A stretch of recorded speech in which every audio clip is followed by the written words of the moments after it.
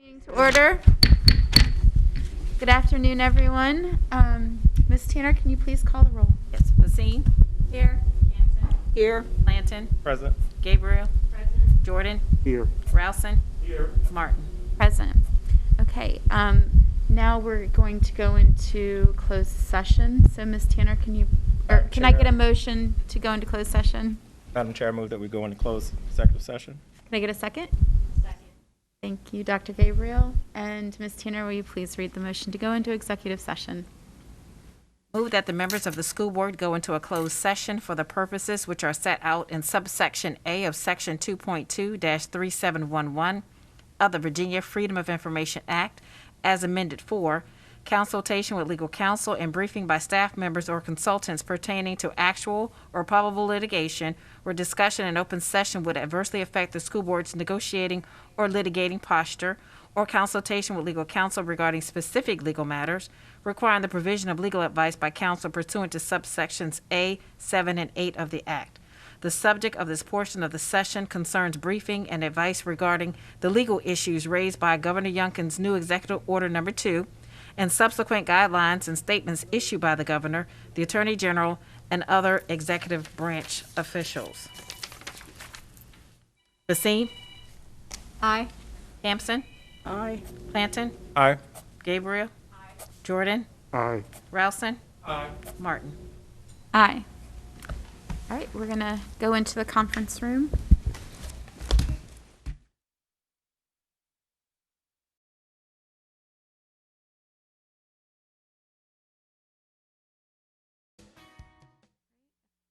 Can I get a motion to come out of executive session? Madam Chair, I move that we come out of executive closed session. Thank you, Mr. Clanton. Can I get a second? Second. Dr. Gabriel? Ms. Tanner, please read the resolution, please. Yes. Please A resolution certifying the executive meeting of the school board of the city of Norfolk in accordance with the provisions of the Virginia Freedom of Information Act, whereas the school board of the city of Norfolk has convened a closed meeting on this date pursuant to an affirmative recorded vote and in accordance with the provisions of the Virginia Freedom of Information Act, and whereas section 2.2-3712 of the Code of Virginia requires a certification by the school board of the city of Norfolk that such closed business meeting was conducted in conformity with Virginia law. Now therefore it be resolved that the school board of the city of Norfolk hereby certifies that, to the best of each member's knowledge, only public business matters lawfully exempted from open meeting requirements by Virginia law were discussed in the executive meeting to which this certification resolution applies, and only such public business matters as were identified in the motion convening the executive meeting were heard, discussed, or considered by the school board of the city of Norfolk. Basine? Aye. Hampton? Aye. Planton? Aye. Gabriel? Aye. Jordan? Aye. Rousen? Aye. Martin? Aye. Okay. Well, you know what? I forgot to wish everyone a happy Groundhog's Day. Yeah. Whether you follow Punxsutawney Phil or Chesapeake Chuck, I guess it's all up in the air. Yeah, Punxsutawney Phil's determined another 6 weeks of winter, whereas Chesapeake Chuck said spring's around the corner. So how many snow days do we have left? Are we prepared? About 6 weeks Enough? of snow days. Oh, no. Snow days? Okay. No, we have one left, but, So Chesapeake we can Chuck. always pivot to virtual learning at Right. any point, so we're not too concerned. All right, so let's get started. First, we have our STAR data review. And an echo. Dr. Pohl, go ahead whenever you're ready. All right, thank you. Good afternoon, Madam Chair, Dr. Martin, Vice Chair, Mr. Clanton, members of the board, and Dr. Birdsong. I'm here this afternoon to share the mid-year STAR data. To reflect comments made during the last data presentation, this presentation does not have as much data included in the slides. However, additional data was uploaded with the presentation. Also, this presentation will speak to specific data points focused on the overall STAR reading and math results.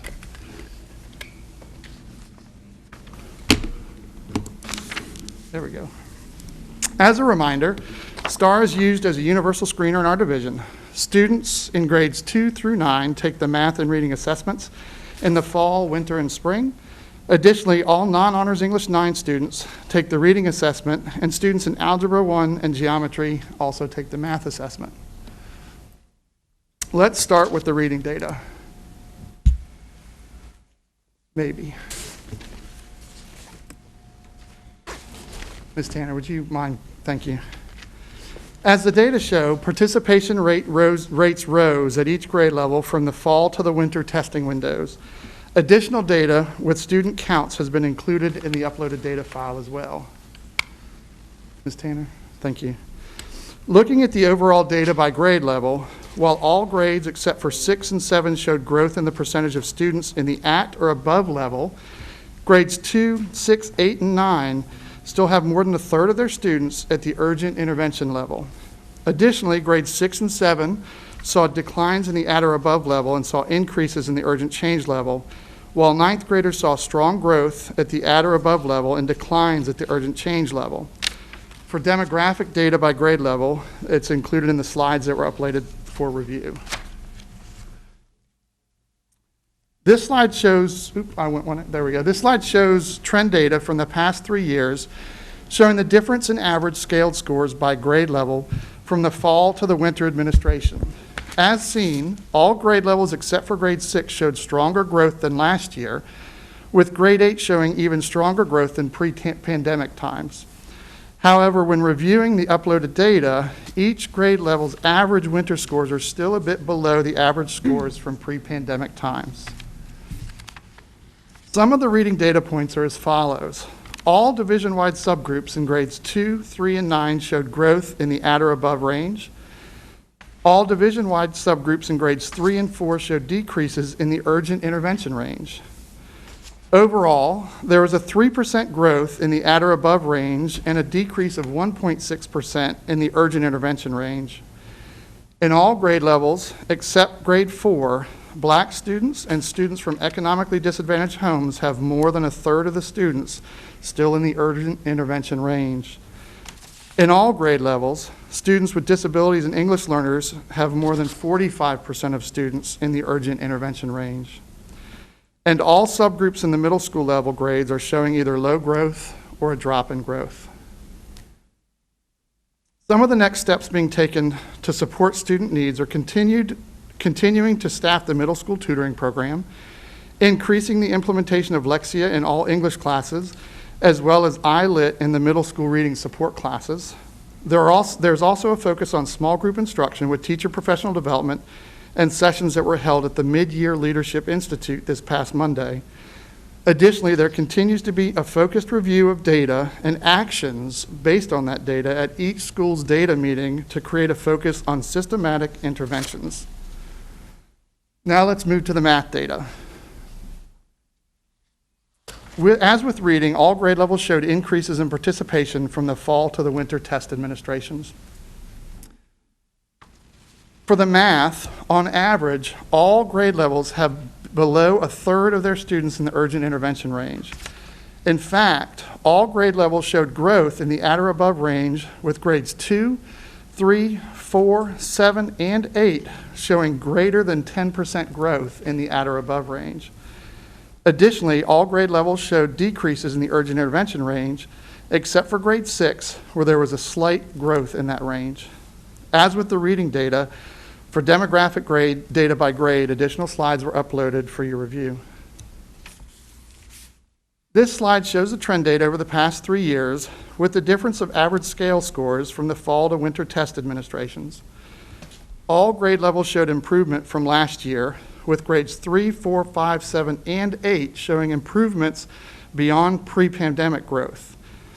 As with reading, the average scores for this administration are still below the 1920 winter administration. However, we are closing gaps faster. Some of the math data points are as follows. Subgroups in every grade, with the exception of grade 6, showed growth in the at or above range, with students in grade 6 in the Asian subgroup showing a slight decline of 0.8%, and the English learner subgroup with a slight decline of 0.7%. All subgroups in grades 2, 3, and 4 had an average growth of 14.1%, with the lowest growth being in grade 4 students with disabilities, still at a 7.2% growth. All subgroups in grades 3, 4, 5, and 8 showed declines in the urgent intervention range. Overall, there was an 11.8% growth in the at or above range and a decrease of 5.9% in the urgent intervention range for math. In all grade levels, students with disabilities and English learners still have more than a third of the students in the urgent intervention range. And students in grade 6 show growth in the urgent intervention range. Here are some of the implications and next steps for math. There will be a continued focus on the implementation of Edmenum's exact path for each student. This has also been integrated into small group discussion and professional development sessions. Continuing to hire math tutors at the middle school level. Continued professional development with special education teachers on math aids and programs. And a focus on systematic interventions at monthly school level data meetings. Ms. Tanner. Overall, in response to the data, the following are in place. Professional development for SIG teachers on specific uses of Lexia and Edmenum data for student improvement. Integration of Lexia and Edmenum usage reports compared to student success at school data meetings. Collaboration with university instructors for in-person tutoring and assistance with small group instruction during the school day, in addition to our tutors that we've already hired. Increased professional development with school leaders on effective use of FEV online tutoring in classroom supports. Increased targeted coaching support based on STAR, Lexia, and Edmenum data from CNI. Increased funding for professional development for specific schools with use of instructional software. Focused professional development structures from CNI for the reading support blocks at the middle school level. The Senior Coordinator of Secondary English is modeling remediation practices in middle school support blocks. We're having the focused use of iLit for reading practices in middle school support blocks. Classroom libraries of books that represent the student population and that are of interest to the middle school reader. Curriculum and instruction is participating in collaborative planning at the middle school level with a focus on alignment and student engagement, and enhancing the curriculum in upcoming units with additional resources to support student needs. In addition to the data slides that were included with the presentation, the winter one-page reports have also been uploaded. At this time, we're ready for any comments or questions you may have. Ms. Campson? First, I'd like to publicly congratulate Dr. Birdsong and Dr. Paul and their team. We've seen some very significant increases in here. We know that what we do, of course, we know this, if we didn't already know, this shows us the value of in-person learning versus virtual. But I think it's a good start. It's a good foundation for us continuing up this way so that when we start next year, we were really ready to hit the ground running. So I was pleasantly surprised. I think I mentioned to you, I think I was jumping a little jig. I do have a couple of questions, though.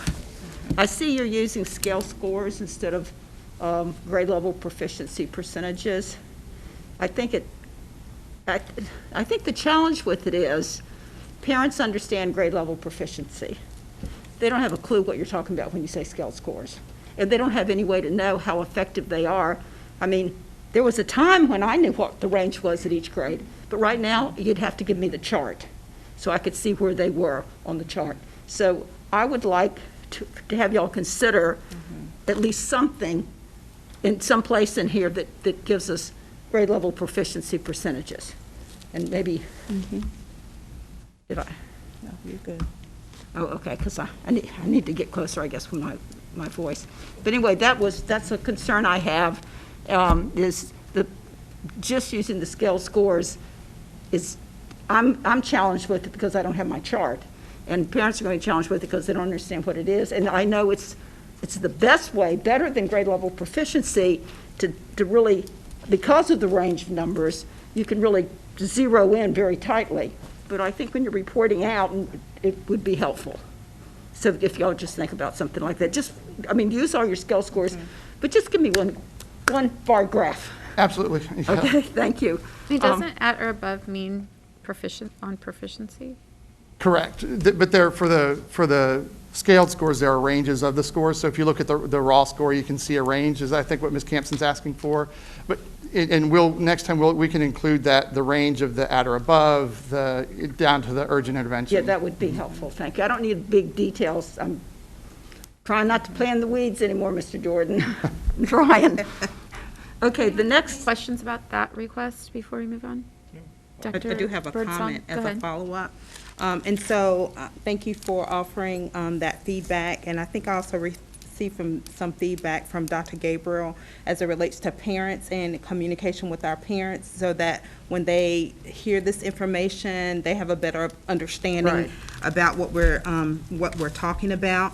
So we decided in our next newsletter, we send out something at the beginning of the year with, the assessments that the children are going to have throughout the year, but perhaps simplifying something for just specifically for our parents, so they're aware of the dates, the time, so they can help to prepare their children, make sure they have a good breakfast and a good night's sleep and all of that, and just so that they have a better understanding of how their children are performing. So we do plan to put something in our upcoming newsletter. Was it the upcoming Correct. one? Oh, the upcoming Right, and I know, newsletter. and I know just the to- parents are getting reports from STARS. Right, parent they level are. forms, They are. which are really good. Right. And that's something they need to go out right away.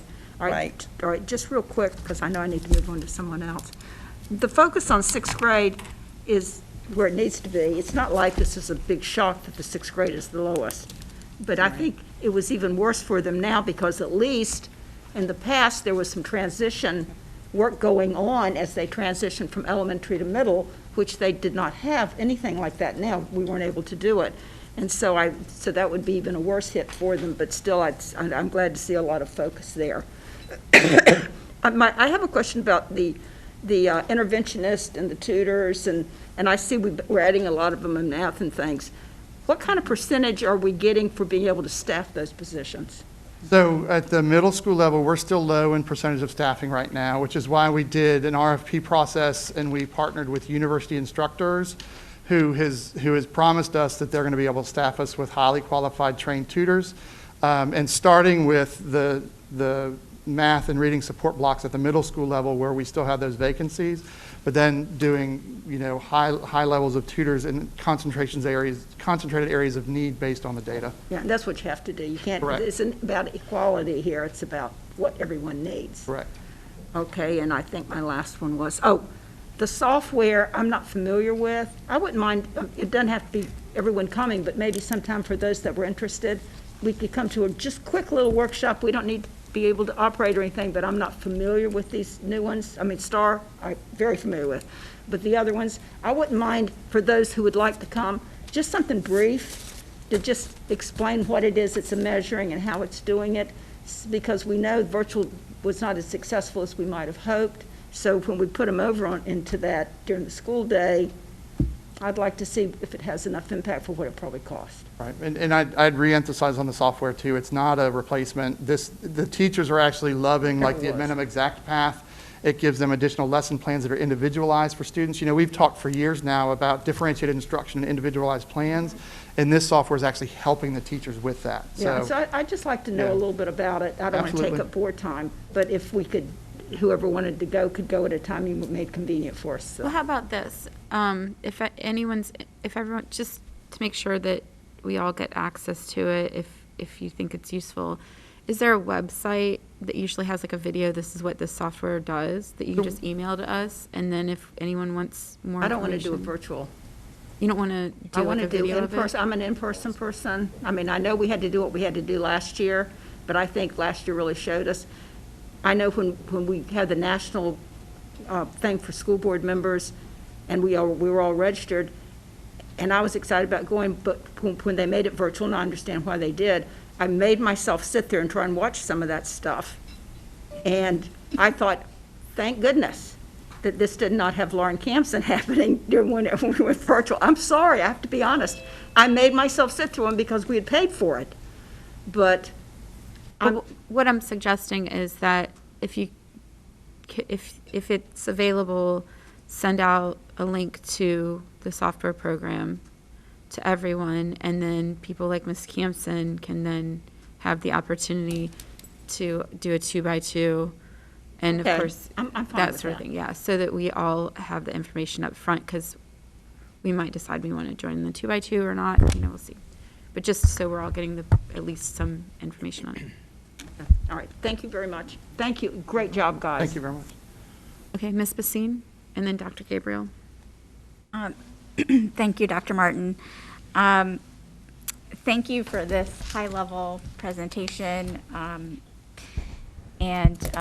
Like Ms. Campson, it's nice to see some of the growth, the progress that's being made this school year. One thing, in the past, we have also seen the school-by-school reports, and that's something that I would like to, if we could get just a report on that. It doesn't have to be part of a school board meeting, but I would like, not saying that it couldn't be, but, I would like to see the school-by-school STAR data as well.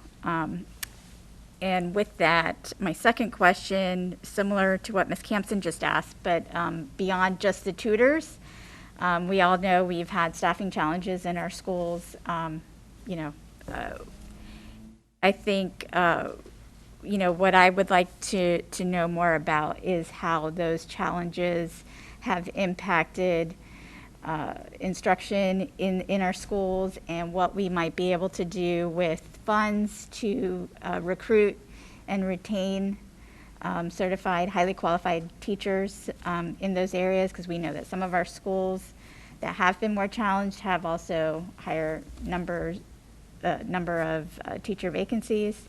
So I would personally like to be able to see that school-by-school data for that. So I'm sorry, school-by-school data, meaning the same STAR data broken down by school, right? Right. And then secondly, how it's being funded, how the intervention strategies are being funded? Is that what you just asked for? No. So we know, we see every month, with the teacher vacancy report shows us school for each school. And one of the things I would like the board to consider is, it's pretty understandable that if there isn't a teacher in the classroom, we might expect to see, possibly lower performance. It's what we've seen in the past. So my question to the board is, especially as we get ready, we have federal funds coming in, we have our budget discussions, what creative solutions and interventions can we consider to staff our schools, create, incentive programs for substitutes, how do we build that pool of resources, human resources in the building, so that we can ensure that our students have certified teachers teaching every day from day one in their classrooms. So that's like a bigger conversation around how to attract teachers, subs, tutors, people to. right. But I'm encouraging the board to support, the administration when they, when they come up with what those strategies are. I'm asking, like, how can we as a board support those strategies? That's something I would like to hear more about. Like, what are the strategies that you all are thinking about to attract teachers and retain the ones that we do have? So I know we hear a lot about, the job fairs and the ongoing efforts that we have in place. But are there strategies that seem to be working in other school districts, that we might consider in our district? And, I'm ready, I feel like we have funds coming in that I think, should we be applying more of those funds toward staffing our schools? And that's kind of where I'm going with that. Does this go under potentially future agenda items? I don't see it as a future agenda Okay. item. I see it as part of the budget discussion. Right, I do Because too. that's where she's Right. getting at. Yeah. And I'll have some thoughts on that when I get around to it, Yeah. but I think it's part of the budget discussion. Yeah, Right. okay. And then, The budget discussion and the use of ESSER funds, like, which I think is still an ongoing discussion of how we might be able to use those funds and allocate more of those funds in this area. And then going back to your first request for school-by-school report, is anyone, go ahead, Ms. Campson. That's something we tried to do in the past, and it caused, and I'm not one to say accountability is accountability, and you need to do your job and get there. That's where I am. However, when you start, and they used to do this when the SOL tests first started coming out for SOL, is they would rank the schools. And we'd go to the retreat, and you would be on your rank, and I was at Ocean View, and we were down in the bottom 5. And so it was very discouraging. And so what we worked out when I was back here as interim was that data went to you under the one that only goes to the people Board. that can go in, whatever that one's called. brief. And that way you got to see it, Right. but we didn't send it all home to all the parents. No, and I'm not, I'm asking for Oh, the okay. board. Well, that's what I would say. I'm asking for the board's review. I think it's important for us to see the school level, the high level overview that you provided here for the district. I'd like to see that same report for Right, individual and schools. that she would give it to us, and then But if it you could be had a discuss- report to the board, and it doesn't have to be a presentation, but it would be Well, a report to the board. My recommendation, because I see what you want, I think that's very, very valuable to see that, but I don't think we need to do open discussions. If they gave us the data, Yeah. and then we could do 2x2s, Sure, or. something like that. I mean, maybe Or it we would should just ask be a the report, superintendent. a report that we can individually review on our own. Right, Yeah, right. yeah, And it only asked for a 2x2 if you wanted it. right. Okay, Right. then we're on the same track. So how readily available would this report be? They have it. It's And if I doable. can comment before Dr. Pohl addresses that. So I remember clearly when, and certainly whatever the board wants us to do, we've always done what's been asked of us. So I just remember distinctly while we were having a meeting at Southside STEM Academy, and we were having a discussion around STAR. And during that discussion, there were many, many comments about too much data, overwhelming, this is too much for the board, can you scale it back? This is too much, we need to stay at the board level. And so, based on those comments and that feedback, you have the presentation that you have before you today. So we keep going back and forth. We don't have enough, we have too much. We have too much, we don't have enough. We're just trying to meet the board's needs, give you the information and data so that you know how our children are doing. And clearly, you can see from this STAR report and other reports that we have provided throughout this year and previous years related to our students' academic achievement, you should know where they are. So again, we're happy to do whatever the board would like, but we are trying our best, and I think I said it at the last meeting, to give you what you're asking for. And this was another attempt to do that. Yeah, you also said it in December. Go ahead, Mrs. Zine. But we apparently weren't. No, and I really appreciate those comments, and I appreciate this high-level presentation that has been provided. But I think the school-by-school data is important, but with the same content that you've provided here. So, we had in that last presentation, I think, I might be using the wrong terminology, but, the individual strands and so getting really into the test itself and the different areas of the test. But I think this high-level information, and I support Ms. Campson's request about the grade proficiency information, just, generally so that we all are speaking the same language. I support that, but just this high-level information, but for each school, which I do think is important because, as we've seen for many years, there's huge discrepancies between schools, and I think as we think about the budget and we think about how we allocate our resources, I think it's important to know how what the magnitude is so that we can appropriately allocate. This also goes into our equity But not, discussion too. but not Right, all and these, that not would- all these detailed things. You just need Just the high level, school by school. A couple of sheets of, a couple of graphs, though, you It could need. just be the same for each school. Okay. Is there anyone who's opposed to that? Go ahead, Dr. Ralston, do you want to I was comment going to on it? make a point about the data, and I would like to say publicly that some of the data was very promising, for the district, in light of the situation we've been in. So some was very promising. But as I started to unpack some of the data, particularly in the reading, I found that some of the gaps and dips were in very specific grade levels that tie into a lot of research. Fourth grade, I saw dip, sixth grade, ninth grade with the reading.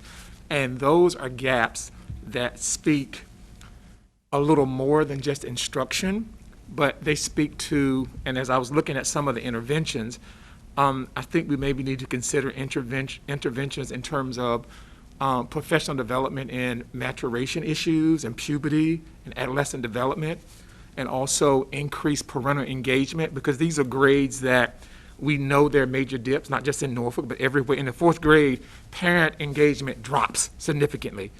Sixth grade, it drops. Ninth grade, it goes to almost zero in some places, parental engagement. And I think that's something that's impacting the dip and gaps that we're seeing.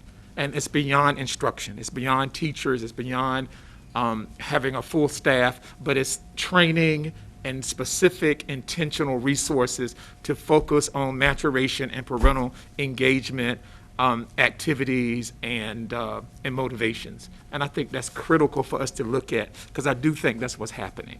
That's not just teachers, it's not just schools, but it's an intentional focus on looking at maturation issues for these grade levels and looking at somehow engaging parents more, because I think that will take scores up significantly if there was an intentional focus on those two areas, along with the instruction. Yes, instruction is important, but sometimes those two areas can override instruction.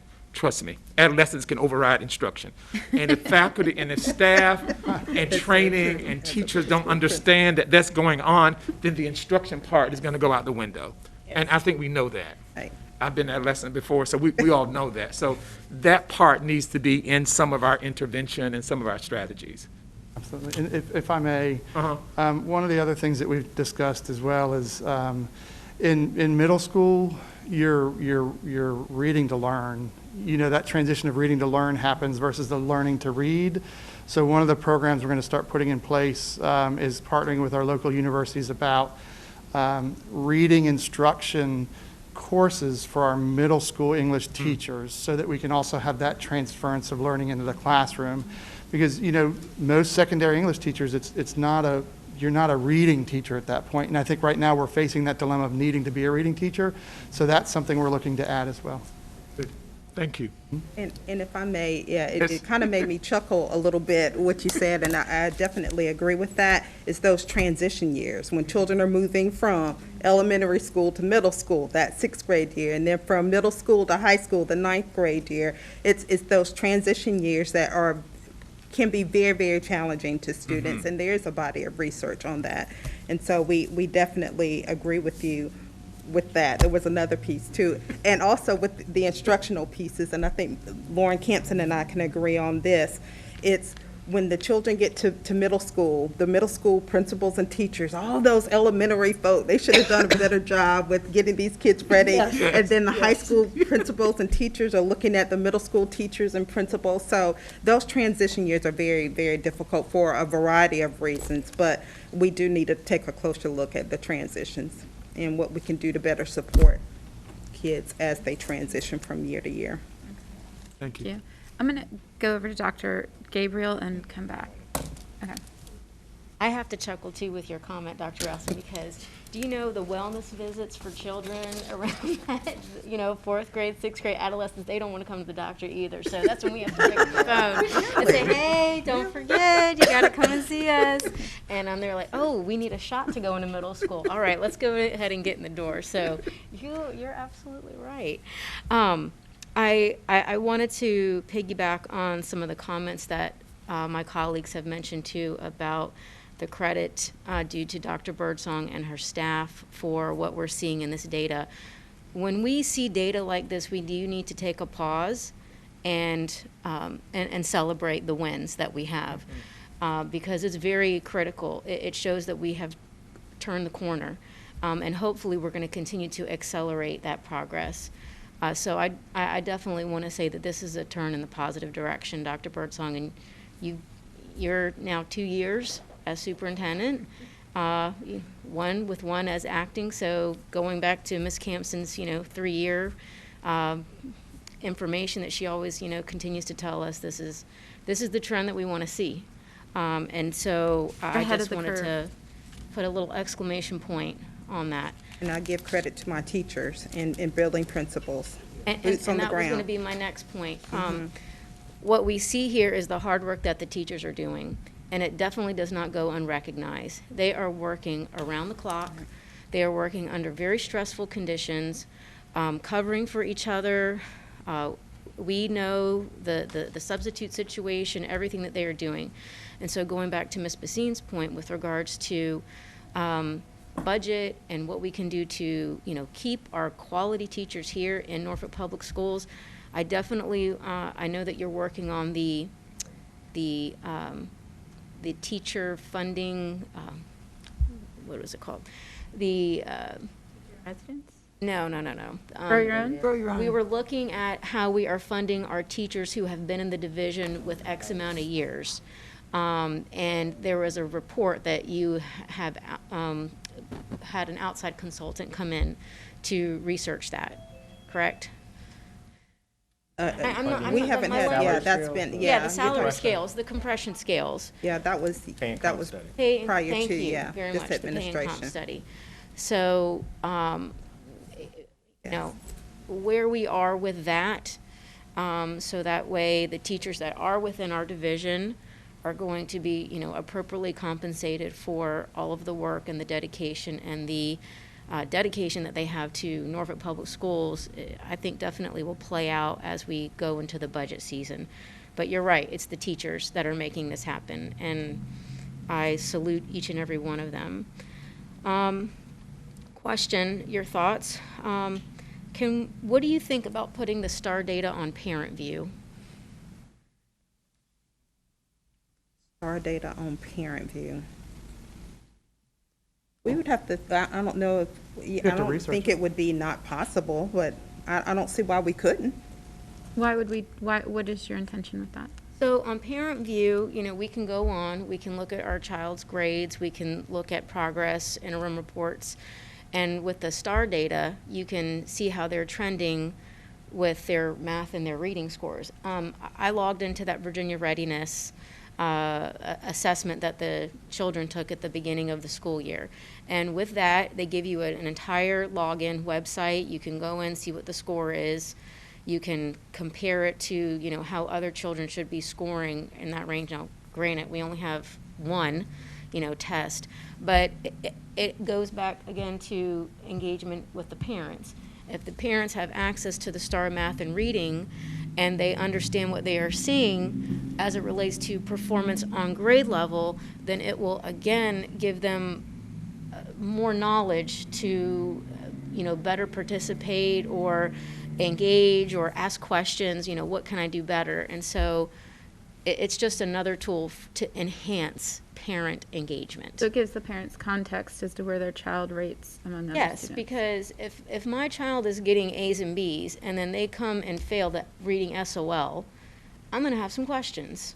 But if you see the data on STAR reading and you see that they are performing at grade level, and you can monitor progress, and you're in communication with the teachers, it gives you context into how the performance is. And I mean, that's just an example, but it's something for you to think about.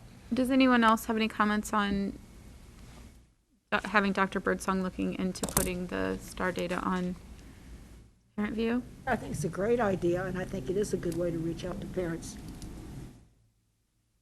I'm just a little confused because I thought when we were having the conversation about the school-by-school data going out, we were saying we didn't want that to occur. I'm not sure I'm I following. didn't say I didn't want it to occur. I'm just asking it's a report request. No, I didn't say. Oh, you're I talking didn't- about publicly? Yeah, I didn't say you said that. Okay. I'm just trying to, I think parents having as much information as possible that helps them to understand how their children are performing, I'm supportive of it. I'm just trying to make sure I'm clear on the messages that we're sending. You know, Dr. Birdsall mentioned earlier about trying to find the sweet spot with us, and so. Individual child score. So you're Right. just looking at your child's STAR math and reading on your parent view account. Oh, okay. I mean, it didn't, you know, I think typically if the administration thinks it's a good idea, and I don't have any opposition to it. But think I students don't, don't I get want this to put it on the spot now. Pardon? Students don't get their scores, is it what you're saying? Yeah, they do get their scores. Yeah, they get 'em. do. There's a parent sheet They that goes do. home for each child. But I think the request is to review to see if we can put it on parent Parent view. view. Right. Are all, I mean, I know I have a parent view account. Do all parents have access to parent view? Is that being Absolutely. used It's across the outside. state? Every Just making single sure parent. that Yes. there's not someone that would be excluded. No. Can you look into it and just get back with us and let us know? We can review that to see if we have the So, capacity so when to this do report that. goes out, it goes to parents, their STAR data? Yes. How does it go? Is it an email or how's that Explain that communicated? process. It's sent home in paper format to the parents. Okay. And that's because, it's easier to go home in the Wednesday folder. Yeah.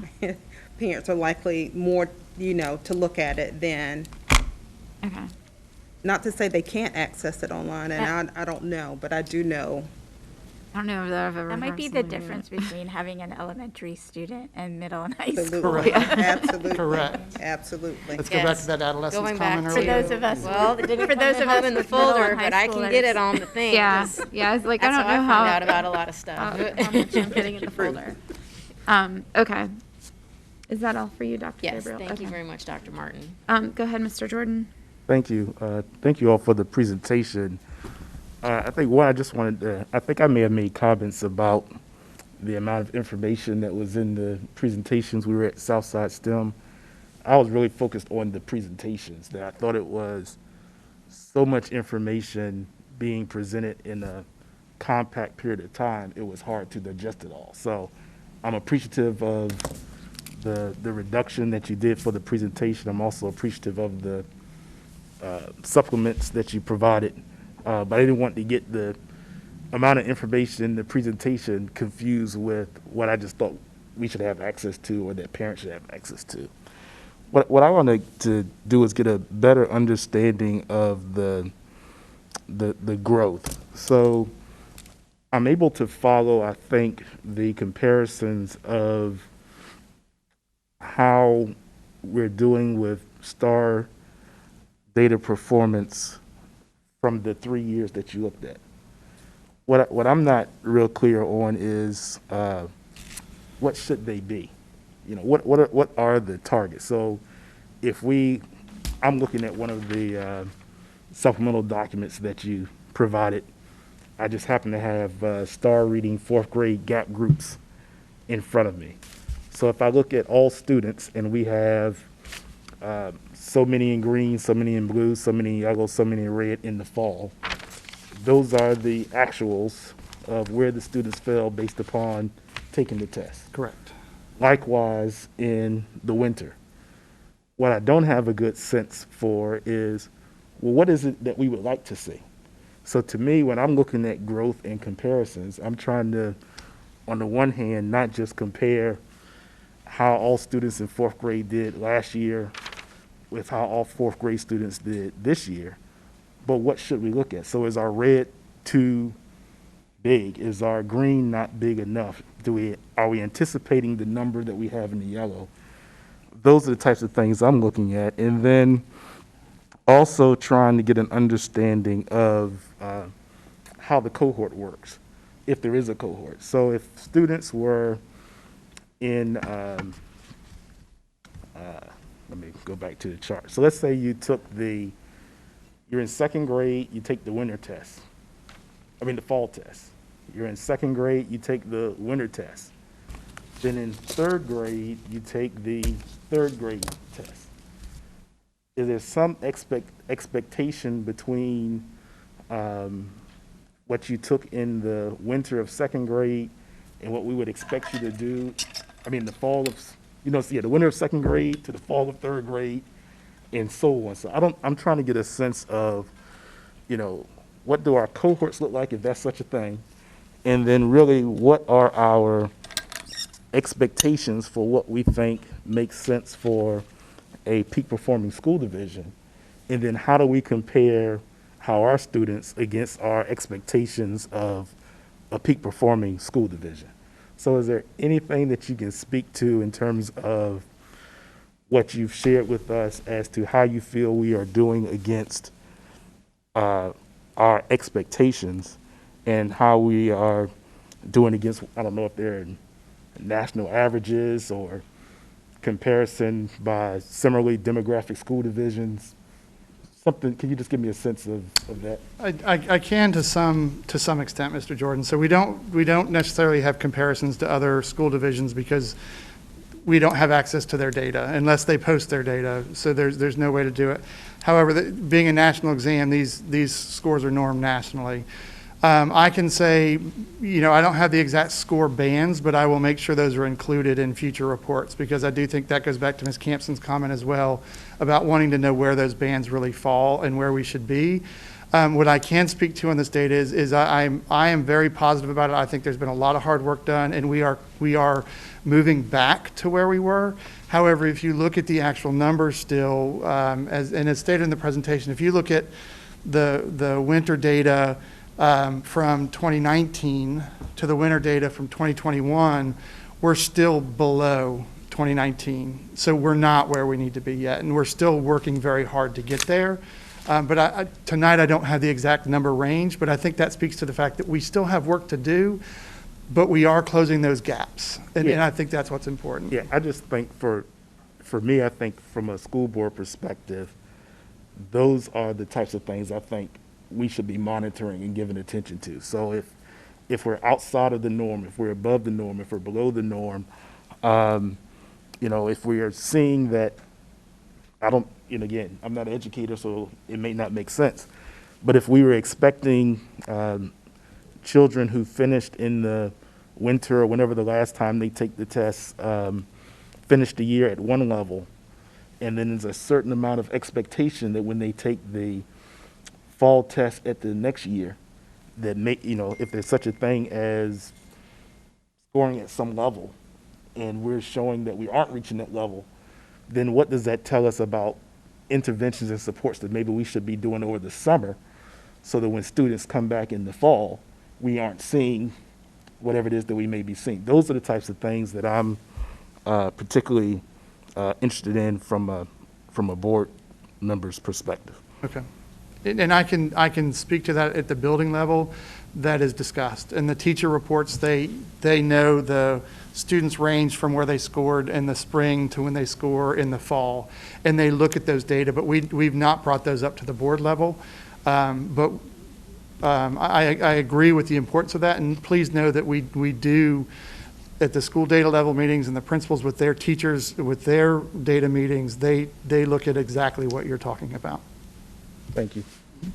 Mr. Clanton, and then Ms. Basine, and then Ms. Campson. All right, thank you, Dr. Martin. And again, I echo the sentiments of my colleagues in thanking Dr. Birdsong and the team. Definitely when we looked at the fall and saw the numbers coming right out of, moving students back in person and so forth here, and seeing that there's a substantial amount of growth. However, I do go back to what Mr. Jordan was saying, and I was really looking at between the math and the reading. And I see that we have interventions that are there. But to me, it just kind of caught me off because I'm like, I would thought I would probably saw maybe math lagging behind versus the reading. But there's been a substantial amount, particularly when we talk about the resources that Ms. Messine was talking about that we're getting from the federal government. We're now getting those dollars in to help close those gaps, and that's a major piece. And so for myself, and I know that many of my colleagues will also be looking at how we're closing those gaps. And you just mentioned it in that respect that we're moved up, but we're still behind where we're going to be. But it's not going to change overnight. Correct. But if we are being intentional about where we're putting those resources, and about a plan. And that's where I commend the fact that you didn't just give us data, but you told us how you're working it. And from a board level perspective, that's the only thing that I can take. That we've got an instructional leader and our superintendent and staff like you that is a part of a team that are working day in and day out to ensure that we're moving this. And so when you talk about, for parents and that are there, and I appreciate Ms. Dr. Gabriel talking about putting more information out there for parents.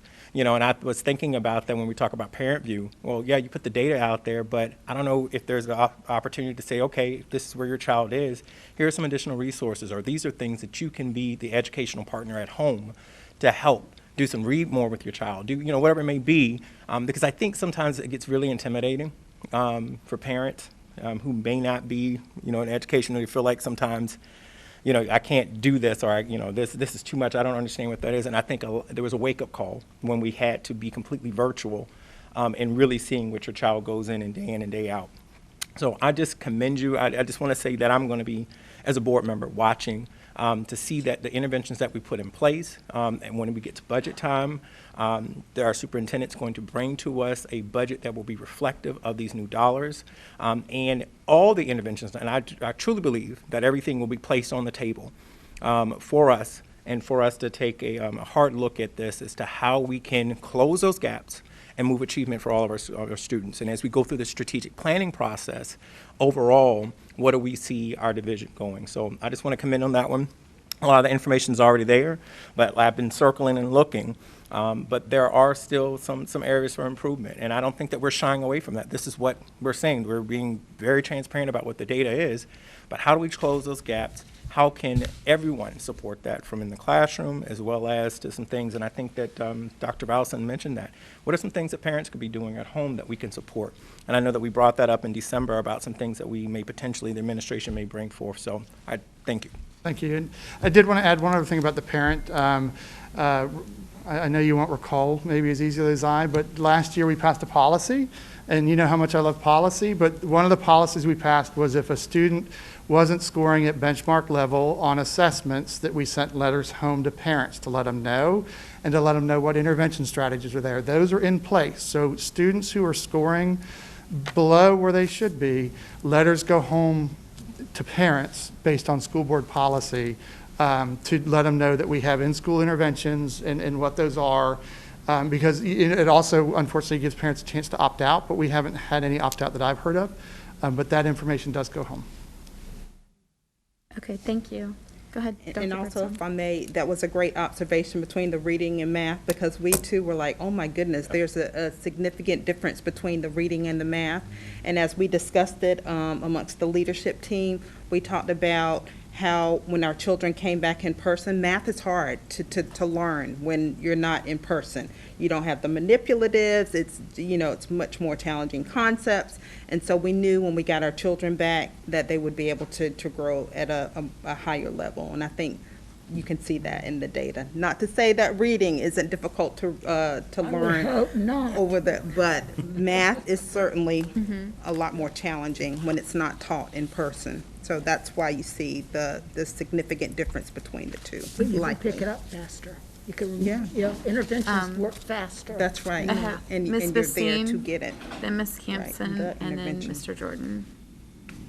Yeah, so I just wanted to piggyback too. So on the comment that you just made about letters going home to parents, and coupling that with what Dr. Rowson said earlier,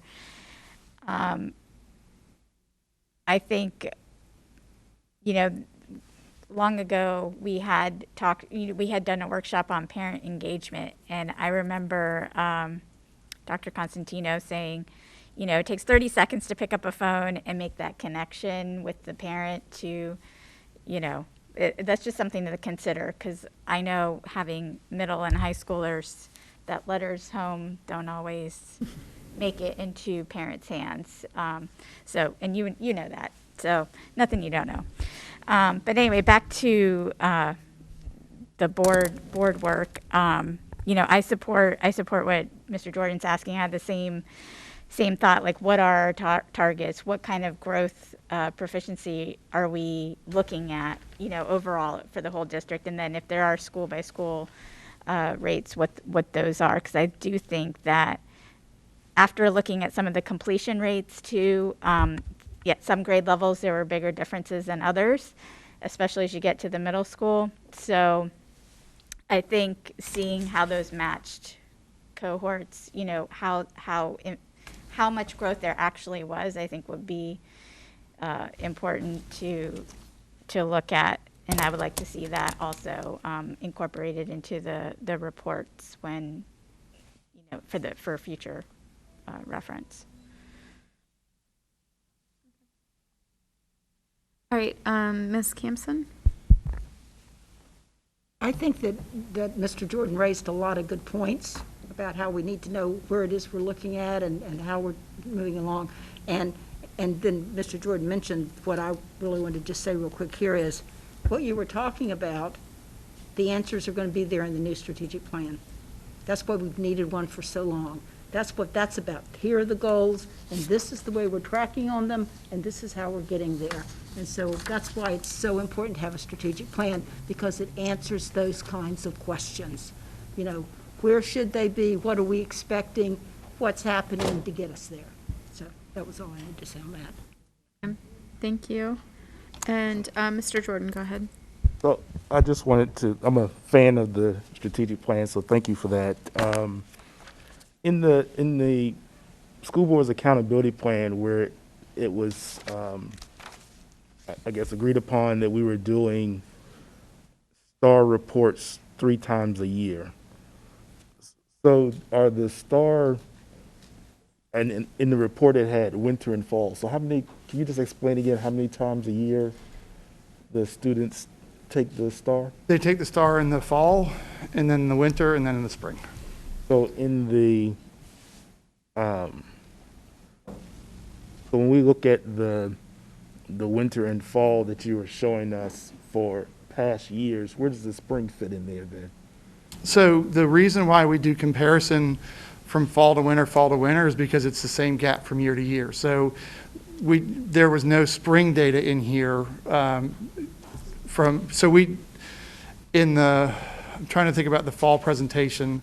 The fall presentation went fall to fall, trying to stay consistent with times of the year where we do it, because it wasn't a cohort presentation at that point as far as how did students do the year before to the fall test. It was from one testing point similar to the other testing point in the year. So the gaps, the changes we looked at this year were from fall to winter, from the fall of, the September test in 2019 to the December test in 2019, the September test in 2020 to the December in 2020, the September 21 to the December 2021, to look at consistent gaps of time for student to see consistent growth, hopefully. Yeah, I was just thinking about what I was saying earlier. If there is a spring, then, at least in my mind, if I was trying to understand something from some type of cohort analysis of where students were the last time they took it to where they were the first time they took it the next year, then maybe it's that spring to fall comparison that should be made versus the winter to fall. I don't know, but I was just looking at it and I knew we had to. I think that's certainly a good suggestion for that fall, for another data point for the fall that we can look at. Thank you. Okay, any more questions for Dr. Pohl? All right, thank you. Thank you. Up next, we have our legislative matters, which is a Zoom call, so you need to use your headsets, please. Let's pray for no echoes.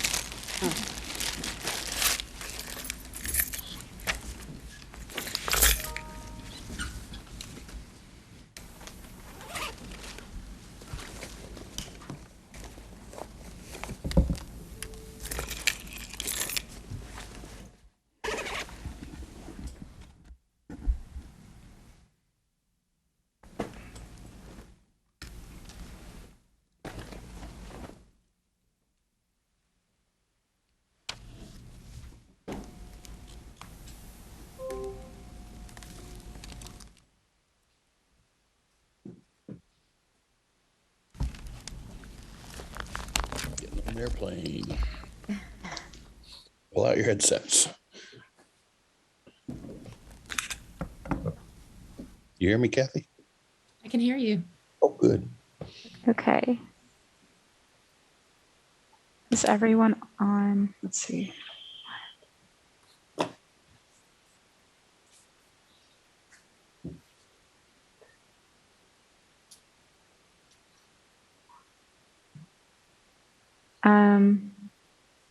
Okay. Mr. Jordan, are you on? Which Mr. Jordan? I'm sorry, I meant Rodney. Are you on? I'm trying to find you.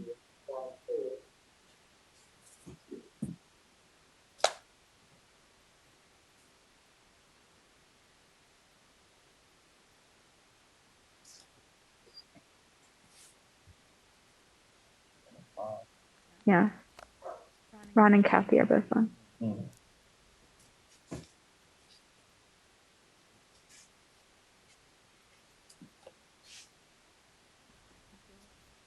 Rodney, are you on? I can't hear you. Oh, okay. Okay.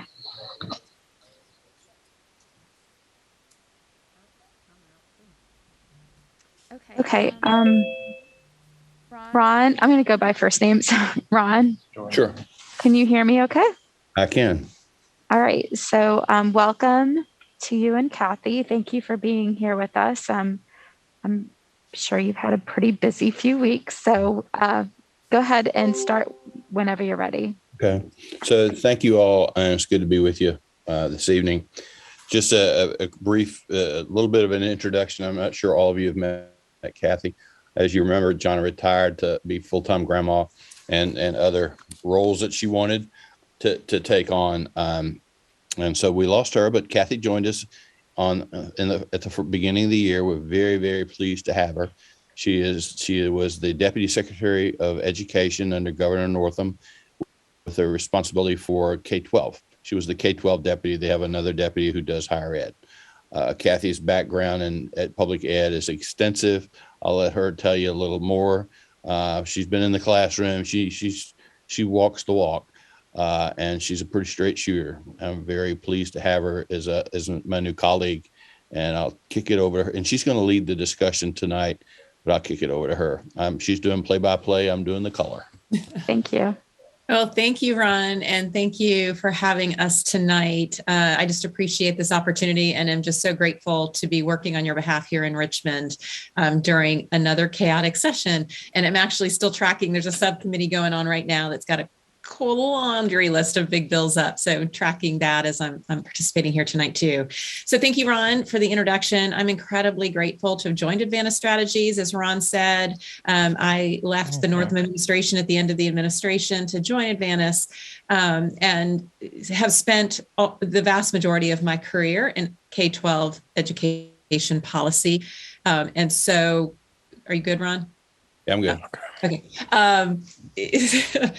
Prior to joining the administration, I worked at the Virginia Education Association, leading their government relations work, overseeing all of their legislative, political, and a fair number of their organizing priorities as well. Prior to that, I worked with other associations in both state and federal education policy, including working with associations during the reauthorization of ESEA. And so started my career working with special ed students. So education is near and dear to my heart. And the bedrock of all I do is my deep core belief that a strong system of public education is the foundation of our democracy, and maintaining that for all of our students is incredibly important to me. And having an opportunity to represent Norfolk is just a great one for me, and I'm looking forward to it. So thank you for having me. With that, I know you all have had extensive conversations already, and so I don't want to take up too much of your time, but wanted to kind of give you a little overview. I'm going to give you a brief update, kind of where we are in session. And I heard Dr. Birdsong talking about the transition challenges when students go from elementary into middle and middle into high, and then frankly from high into whatever is next. Oftentimes we are seeing transition challenges here in Richmond, and so always do, but I'll give you a brief update there. I'll review some of the bills impacting your legislative priorities. Our weekly reports, I try to highlight those, but there are a few both in budget and legislatively that I think are important to highlight in our conversation. Then I want to talk about the bills for which I kind of hot topic on, not directly on your legislative priorities, but have become big issues this session. They're the ones I sent the email about looking for more information. Incredibly grateful for all of the information I received. I will talk more about those there. And then I'm going to leave you, as one of my colleagues here at Advana said, with one big thing that will become your mantra, hopefully, as we start to pivot here in Richmond towards, after crossover, we really focus on budget.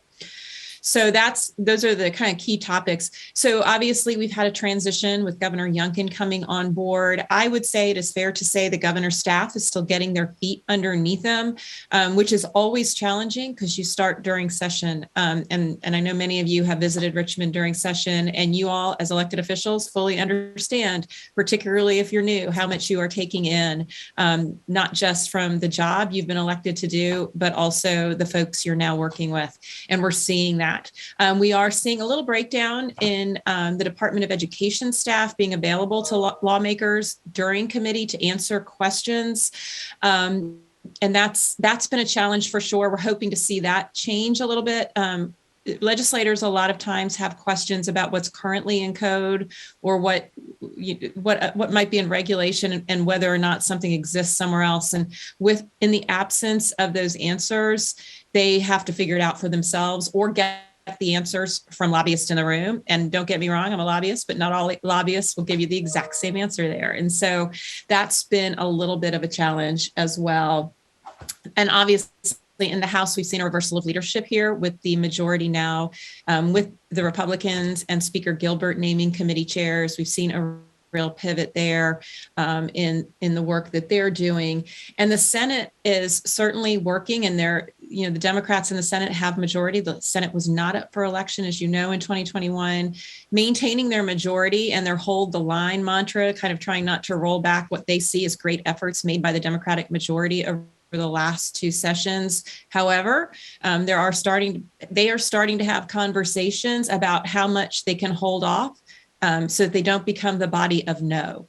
And so that's a challenge too, on how do they adopt good policy in a way that it can get past the House and ultimately be signed by the governor, who may not be friendly to all of their policies. So it's a good opportunity for bipartisan work. I wish I could tell you there was a lot of bipartisan work. We don't see that yet, frankly, a few bills, but not a lot. And so the other place where we anticipate some chaos certainly is in budget. The House seems, and the House Appropriation Committee, the Money Committee leadership there seems to be waiting and seeing what the Senate will pass and fund prior to passing and funding something. One of the school construction recommendations kind of got caught up in that. So we will see how the rest proceed with all of the changes here at the General Assembly. Committees are meeting at times that are a little bit unfamiliar to folks like Ron and I who have done this work, subcommittees as well. So we are figuring all that out too. So just a lot of moving parts. We are a little over a week from crossover where all bills, thanks Ron, it's got to be coming. When all of the bills from one, you have to finish work. House bills have to be finished working on those bills. The same with the Senate, and then they'll carry them over literally and figuratively to the other body to pass there. And that's when the focus really becomes budget. I did want to highlight a few things, and I do want to mention there's a lot of big bills that have not come to subcommittee or committee yet. So they are coming hot and fast. Next week is the last week of subcommittee and committee meetings prior to crossover. All bills have to go to the floor for 3 days or 3 reads, depending on how they push them along. And so there's a lot of bills that are still in progress. Some are being heard tonight, literally as we speak, some tomorrow morning. I'll give you a little more information. I did want to kind of give, again, a brief update on budget because we now have Governor Youngkin's budget priorities. I did include some of that in my reports. But again, the outgoing budget by Governor Northam included significant spending in K-12, including about, in round number, $750 million for salaries, $500 million for school construction projects, $354 million for no loss funding, and then a small portion. The number for re-benchmarking was $331 million. It actually, they rolled most of that back in the budget because re-benchmarking came in very low, which is what the $354 million hold harmless is there to do. And then a $273 million for the sales tax losses. What that is up against, and a lot of good spending, a lot of problematic spending too, for local school divisions and local governments, because so much of it requires local effort and the local share, particularly in salary. But up against the introduced budget is where we're seeing Governor Youngkin's priorities. He has prioritized over $2 billion in tax refunds to Virginians in various ways. And again, when you look at the spending proposed in Governor Northam's introduced budget up against what the current governor is proposing, clearly there will have to be some changes in the introduced budget. Where those are, we're not certain yet. But the governor's big education funding pieces include $150 million for lab schools, which is an extension of schools currently available. I sent you all an email about that. I'm going to talk about that in a little bit, but that is a lot. That's a lot of money. Certainly that, again, when you put it together with that $200 billion kind of backing out of the introduced budget and this additional expense that was not included in the introduced, $50 million for school resource officer grants so that we can, the governor's day one priority of putting a school resource officer in every school. And repealing the grocery tax, which puts a hole of about $112 million annually. You can bucket that into that $2 billion of tax relief, but it's about $112 million annually, which will likely, 112 is probably the low point, frankly, on that. We tend to see those increase over time, partial in year one, and then the full is about $112 million in the second year of the budget. And that's, while we're talking about the grocery tax, there are bills that the bills that are in the General Assembly that the governor is backing on the grocery tax the one in the Senate, for example, offers a way to try to backfill the school portion, the 1% state sales tax that is sent back to school divisions. But we have some concerns with that. And one of the reasons is that currently you remember that the 1% K-12 is sent back to you all based on school age population. The bill that's being considered by the Senate Finance Committee was heard today, but was carried over because there was a lot of concerns around this issue, would redistribute that money based on LCI, which is, everyone here knows, will make for huge swings from what the current distribution amounts are. So that's something we're watching really closely on the sales tax bills. There is a commitment in both houses to backfill that 1%. The questions revolve around where it's coming from and the distribution method. We're pushing for continuing the current method based on school age population at this point, unless you tell us otherwise. But at least it's fairly predictable. Whereas the LCI bounces every 2 years. So the other parts that are not nailed down is whether or not they're going to replace the 1%, whether or not they're going to repeal the 1% local sales tax, and if so, how they're going to backfill that. And then there's a 0.5% that's dedicated to transportation, and whether or not that's definitely going to be repealed. The question becomes whether or not they go backfill that. So that's just a little color here on the grocery tax bills.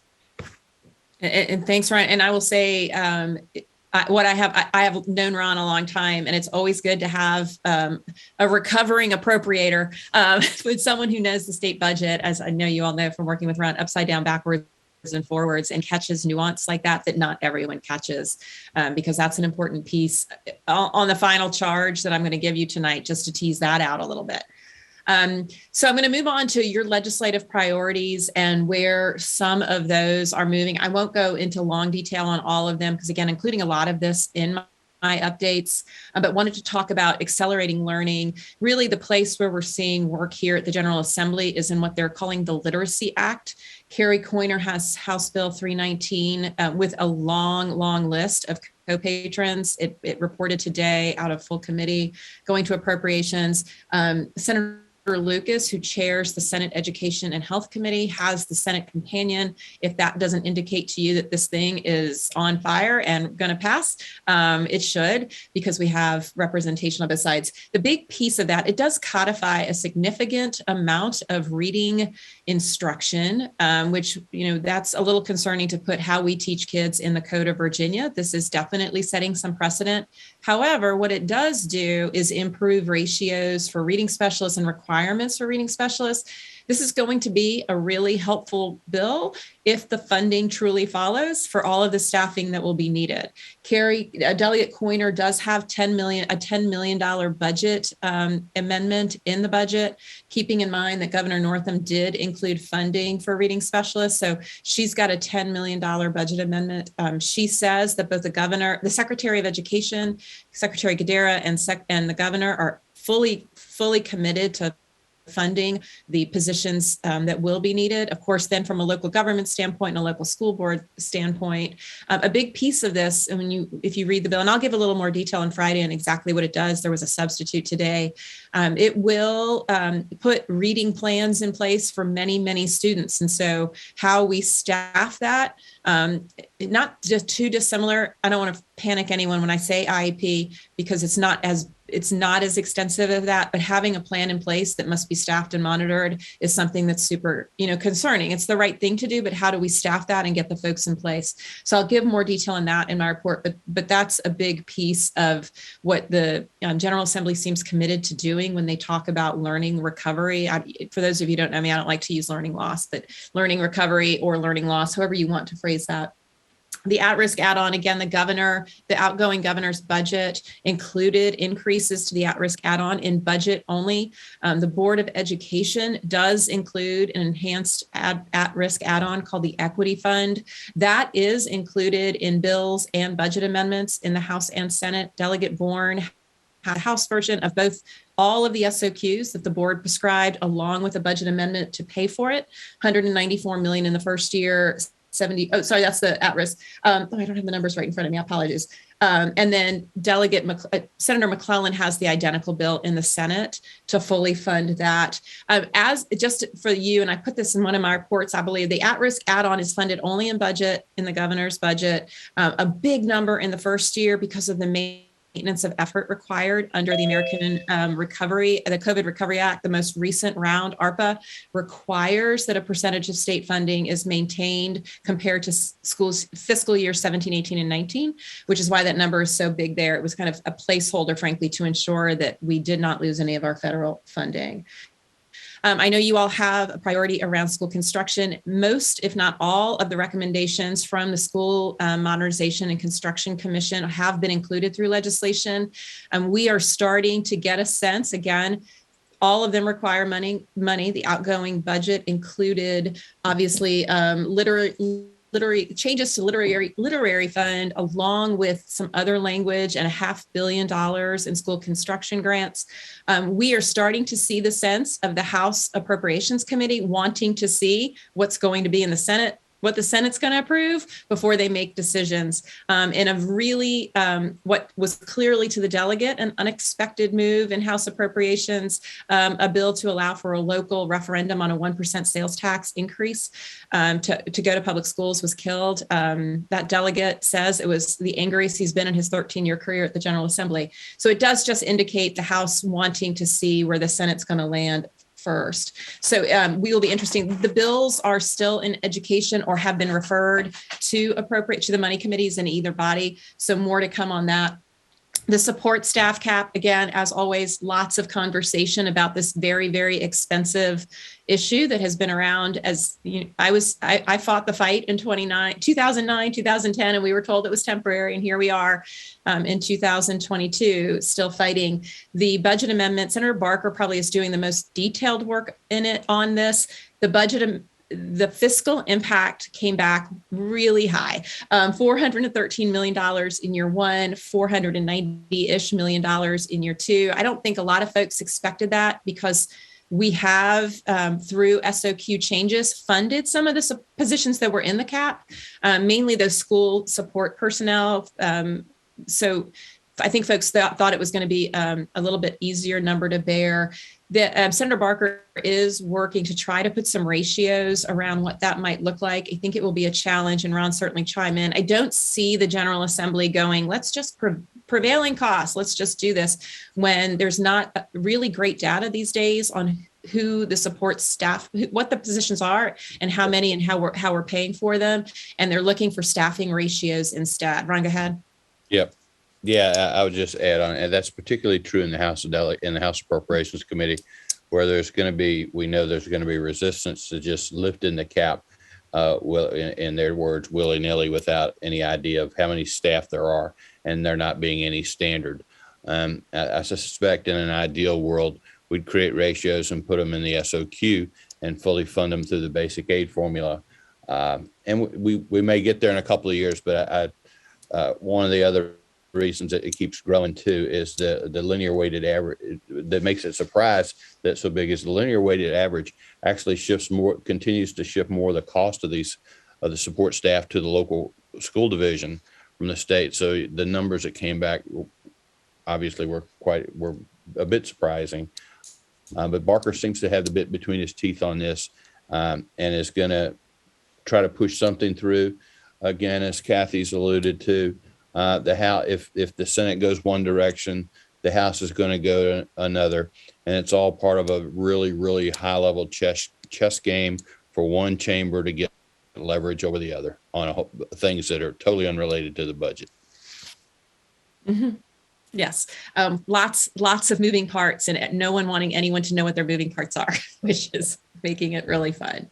And teacher shortage, there are a series of bills to address the teacher shortage in different ways. I will say that one of the items that you all had was a career ladder. Delegate Van Valkenburg, who is a teacher in Henrico County and represents actually where he teaches, that he had a bill and that has been laid on the table. It did not move out of the subcommittee, which was unfortunate because we certainly see that as something that is a good opportunity to encourage teachers to stay in the classroom while giving them some opportunity to advance in their career and potentially in their earnings as well. But again, we will be tracking all of those. Aside from salary and budget, there's nothing where you're like, wow, that's exactly what we need to be doing for the teacher shortage. I'm not going to pretend that there's some magic bullet bill out there. There really isn't. There really are ticks and tweaks around licensure, extending licenses for another 2 years so that folks don't have to worry about all of their recertification points. Like those are the kinds of things we're seeing.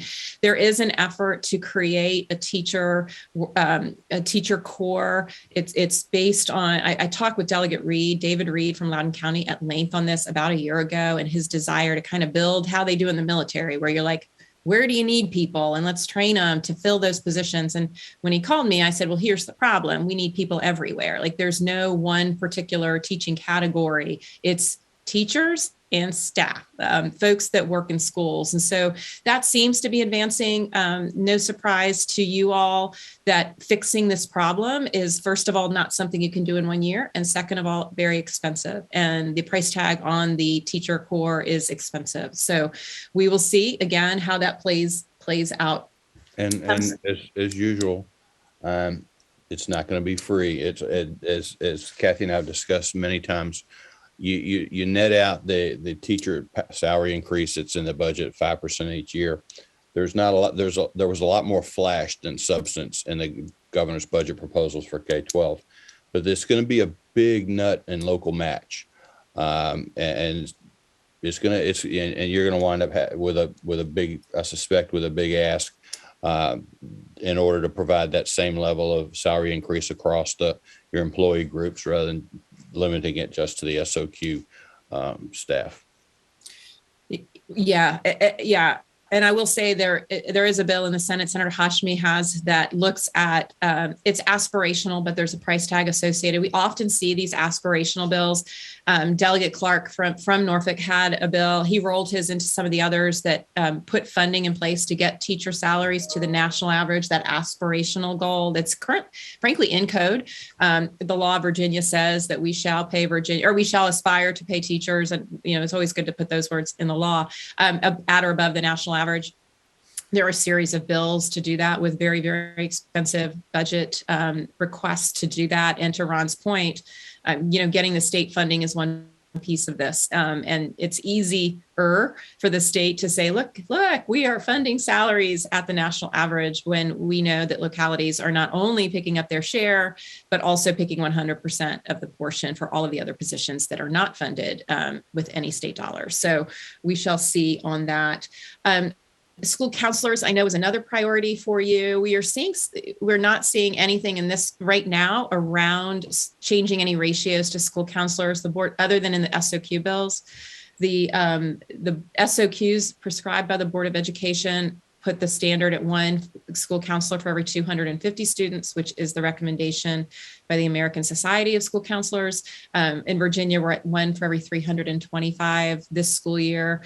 Right now, frankly, the effort is to add some flexibility. There's some folks, these are hard positions to fill as well. And so giving some flexibility and allowability to hire counseling professionals, which is the code they're working on this bill. It's going to have a substitute likely in full committee, but trying to figure out how can we give school divisions some flexibility to hire these professionals into schools and then put them on a path towards licensure as a school counselor. And so we'll see how that goes. The other bill that frankly is concerning, there's a I'm having trouble hearing you. Sorry, could you say that again? Oh, that's my watch talking to me. I'm like, who's talking to me? Sorry.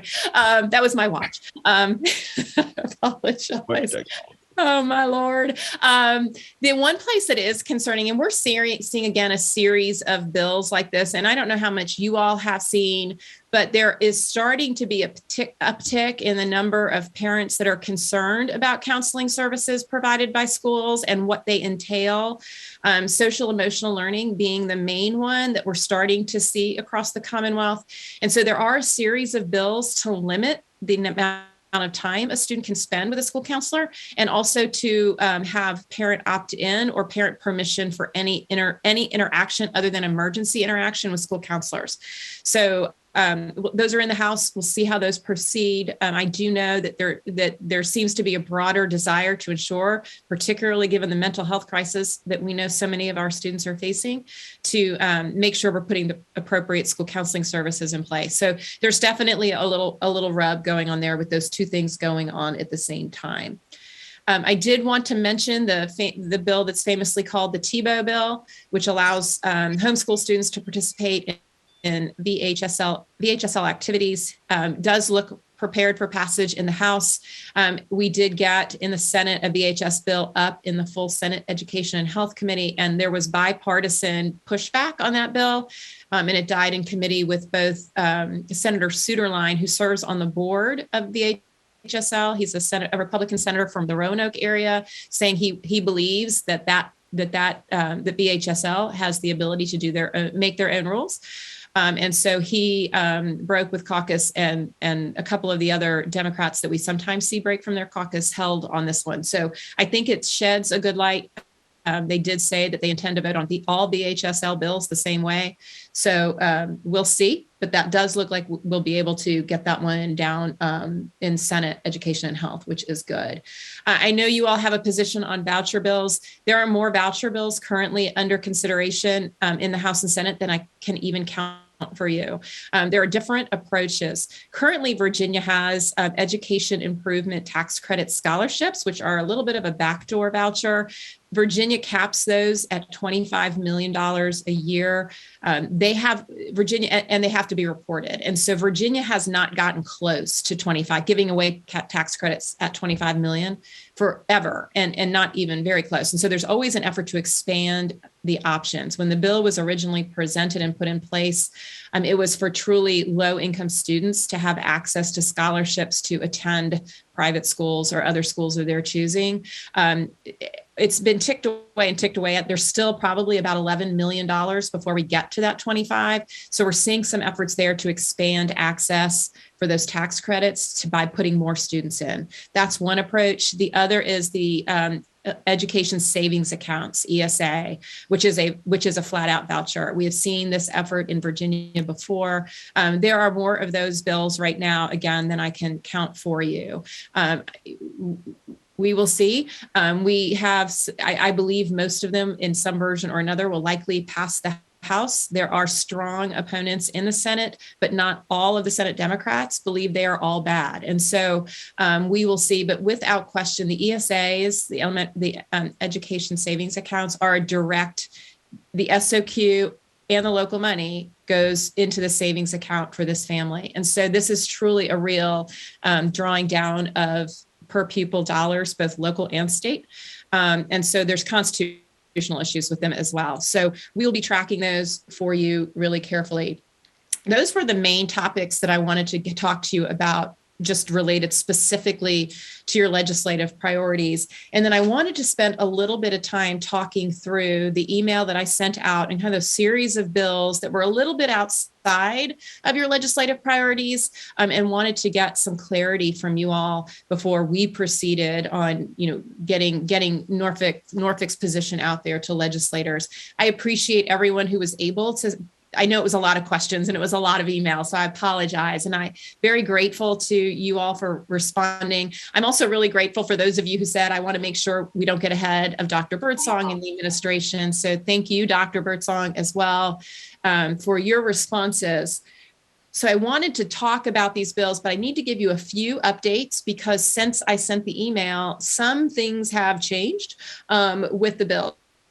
The first category was the charter schools. I'm going to put all those aside because none of those have really had their day in committee yet because they're all works in progress. I did want to talk that second category of bills that we're seeing that I collectively called parental rights or parental review. The first one is on the state board requiring the State Board of Education to create policies on sexually explicit material that would require school boards to adopt those policies. And require parental review, notification and review, alternative assignments. And the summary of those bills is really is a little bit different. I shouldn't say really different from what the bills actually do. I once upon a time had someone say to me when I asked a question about a bill early in my career, did you read the summary or the bill? And I had read the summary. He's like, always read the bill. But the bill would require identification of the instance of sexually explicitness in that content. So you couldn't just say this class, the following books will be read and there may be sexually explicit content. You actually would have to ID where they are and what it is in each content area. Keeping in mind, this isn't just books. This is all instructional materials. That the Senate version of the bill is coming to full committee tomorrow with a recommendation to not report it. So it went to a subcommittee and on a 2-to-1 vote, because we had some missing folks in that subcommittee, the recommendation is to not report. So that's an interesting kind of piece on this. So we're certainly previewing where the Senate is going to be. Ron, did you have something to add? Yeah, I just wanted to say this is the part in our conversation here where we really do need a little. We've gotten you all's feedback, but we also want to have a little conversation here. So as Kathy's rolling along, if you're fine with the approach that she's suggesting we take, that we'll take assent. We'll take silence as assent. But if you want to talk about it, break in and let's have a little discussion. Yeah, and I will say the House identical version of that bill is up in the subcommittee that's meeting right now. So the House is just starting to look at these bills. And I do know that Dr. Birdsong, you had sent along, again, interesting to say there's no state requirement on posting or putting on a syllabus or wherever you put this, like particularly on our AP courses, students in these courses may be exposed to mature content. I know in talking to School Boards Association, all school divisions do that. There is no state mandate or policy for that. These are locally adopted. And I know, Dr. Birdsong, I don't know if you wanted to chime in on the Newport Public Schools policy or kind of practice, but I appreciate you sending that along. And I think this is a good time if anyone has questions or thoughts to share so that we can make sure we're informing your position appropriately.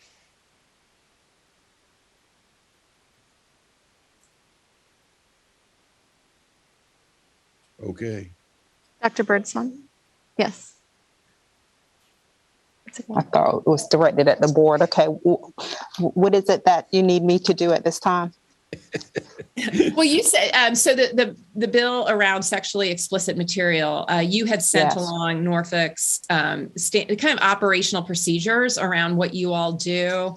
And so just want a conversation, because legislators have recognized, and I will tell you, I had a conversation today with Senator Lewis, who is on the Senate Education and Health Committee, and he will consider this bill tomorrow. His question to me was, is there a state policy? Because he is concerned that there's not a state policy. He does not like the idea of the state defining sexually explicit, which is what this bill would require, but wanted to kind of get your thoughts and then anyone else's thoughts on this as well. Yeah. That was one of the primary concerns that the administration had, that who would be defining sexually explicit? Would that be left up to the locality? Who's going to be defining that? Because what one teacher may perceive as sexually explicit, another may not. So it's just kind of vague. What does that mean? So that was very concerning. And typically for our teachers here, of course, if that became law, we would certainly do what we needed to do. But it's not in alignment with what we currently do. The teachers, of course, as they're teaching, they stay in touch with their parents. And if parents have a concern about what their children are reading, we have a process for them to vet, materials. And so we don't understand the significance of moving forward with this. Kathy, I just want to say, this is an old debate. Like, what is pornography? What is it? You know when you see it. I really don't think that the school is defining, our administration should be defining this. So I don't know that we'll be cutting any new ground here, because, nobody has been able to clearly define it. And the legislation does have the Board of Education defining it. Okay. Which they have attempted to do before and made the decision not to. Yeah. Okay.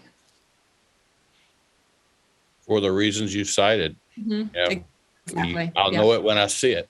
And you may know it when you see it one way, and I may know it when I see it another way, and it's a swamp. Yeah, and the other piece, and this is not a super duper great example because it's a violence example over sexually explicit, because I'm not going to define sexually explicit either. But I gave this example to a couple of members of the Senate. I took a leadership course, and they used the movie Glory, which Matthew Broderick movie about this 54th Regiment during the Civil War. And they used clips of the movie to show leadership styles. And none of the violent part of the movies, but if this would be an instance where even if you use that movie for something unrelated to the violence or the sexually explicit content, you would need to potentially say that, because if your kid comes home and says, we watched Glory today, or whatever it is. I mean, those are the kinds of things too, that certainly as a former educator, I know can happen. So. Dr. Martin. I can tell. Can you hear me? Okay. Mr. Jordan, I can't hear you through Zoom. I don't know what I have to do. Can you? We can hear you. Mr. Okay. Well, Go ahead. Wait. To those. Okay, I can hear you now. Okay. To those who can hear me, my recommendation is that we oppose efforts to take control from the local school board and the local school division, setting these terms and expectations. As Dr. Birdsong mentioned, local school divisions are already handling it. I think it's better for it to be handled at the local school division. Different communities may see things differently, but if the parents or members of the public have concerns, we are their first line. And if they want to come and voice their concerns or be engaged in whatever policies we may set, I think it's best done at the local level and not a blanket determination made by the state board. Does anyone disagree with that statement? No, Okay, thank you. There you go. Well, I Okay. appreciate that. Yeah, that's really, really helpful. And so we'll see tomorrow. Like I said, it will be in the full Senate Education and Health Committee tomorrow. I will send an email along to Jesse, who's in Senator Lewis's office, to let her know that we'd had this conversation. He knew we were meeting tonight. But if any of you wanted to send a message along to Senator Lewis as well, it would certainly be appreciated. He's Senate District 6. So it's District 06 at senate.virginia.gov. Just to let him know of the opposition and any concern you have. He was very interested in knowing where you all landed on this. And so I appreciate it. The other piece of this, there are two bills that actually lay this a little farther. We are starting to see some evidence that there are a lot of places where school boards are seen, I hope I don't get fired for this, where school boards are seen as the wall between parents and their kids and what's happening in school, not in Norfolk, but that's certainly a little bit of what we're seeing in the General Assembly this year. And the new thing we're hearing is principals, and trust your principals. Trust your principals are words we are hearing out of this administration and the Secretary of Education. We want families to trust their parents and we want schools to trust their parents and principals.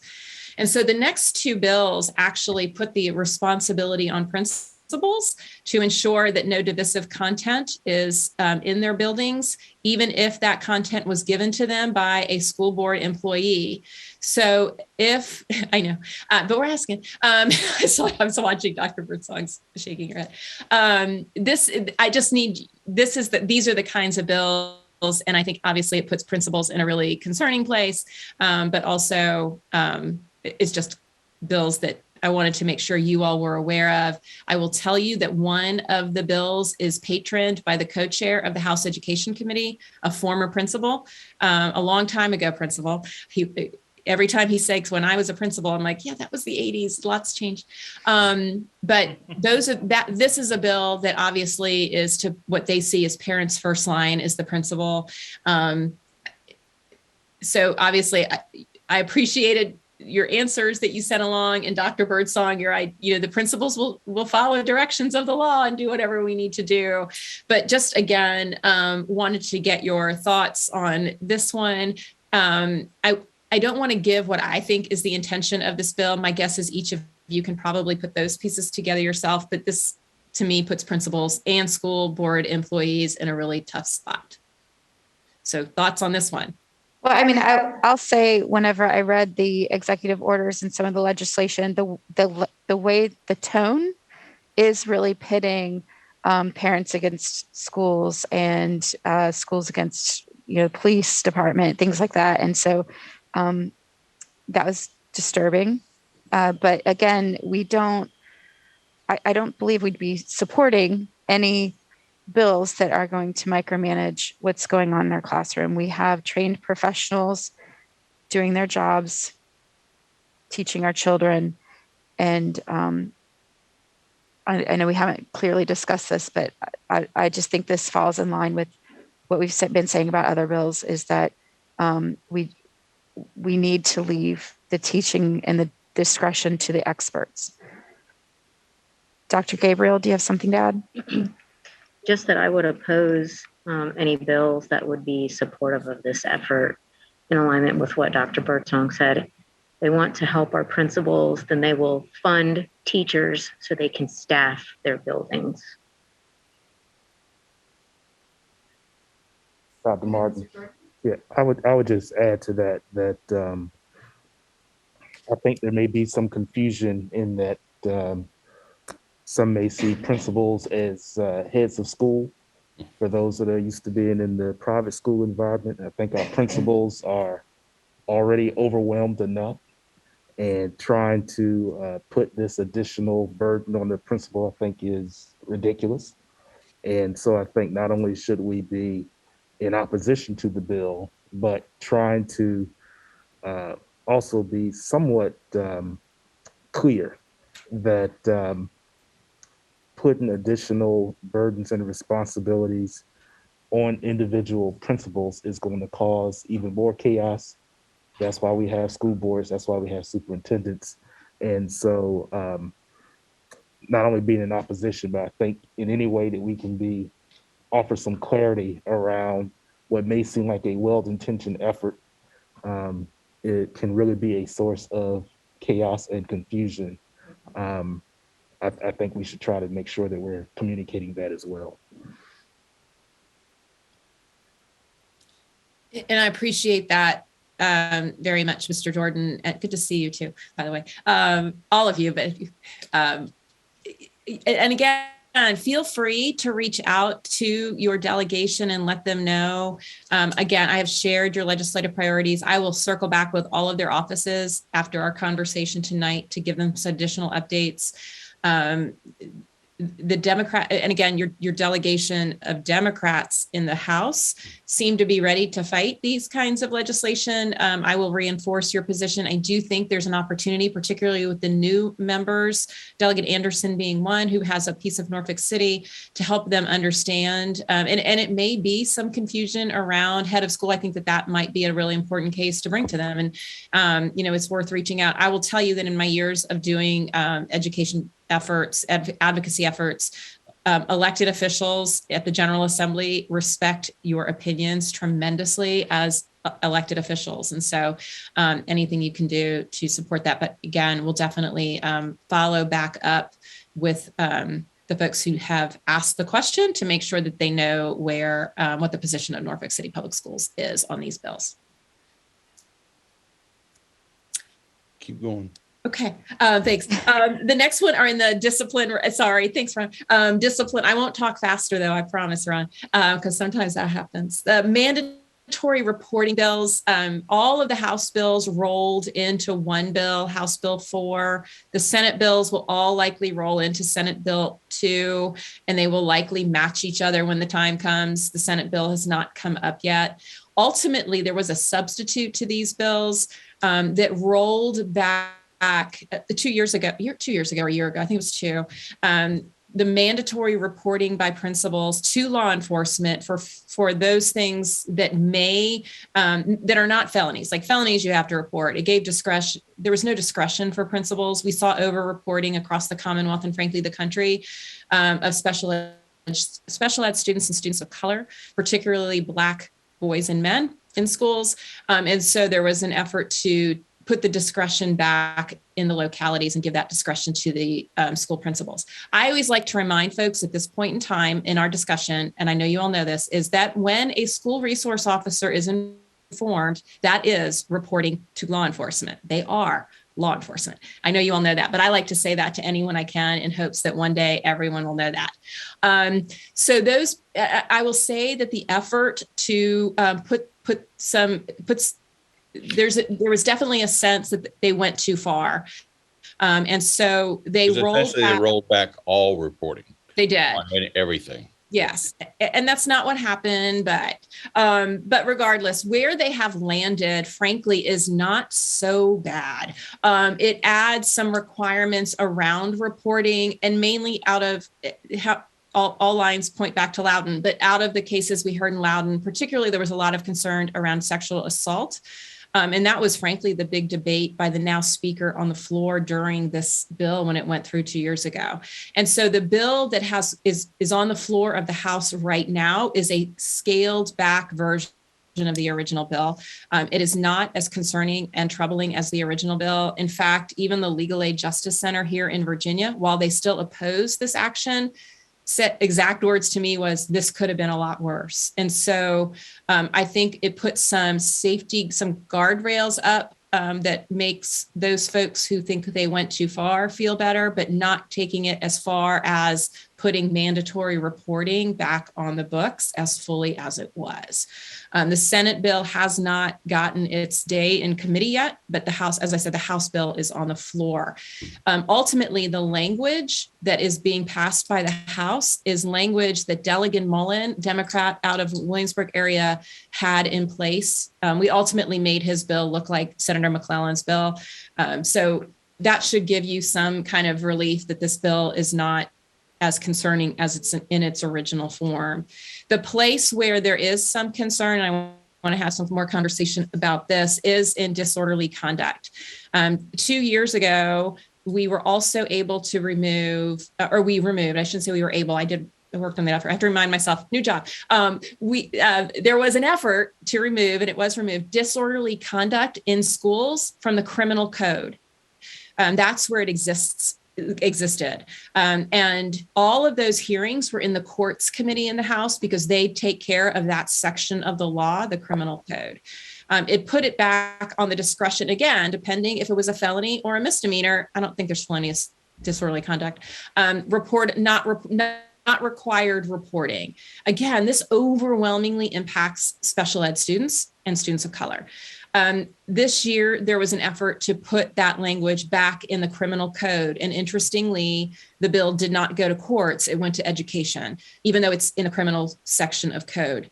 The bill originally there was no motion to move it forward. And then that weekend, it is my understanding, there was some conversations with leadership to put the bill forward. And so and I will tell you, we have a couple of really Republicans who just really stand up for kids with autism in particular, who this is going to sound, but they held their noses and voted in favor of disorderly conduct the other night because they knew that the leadership wants this bill to get to the floor of the House. And so the bill in good news, there's not a Senate version of this bill. So we've only got a House version. That should tell you some things.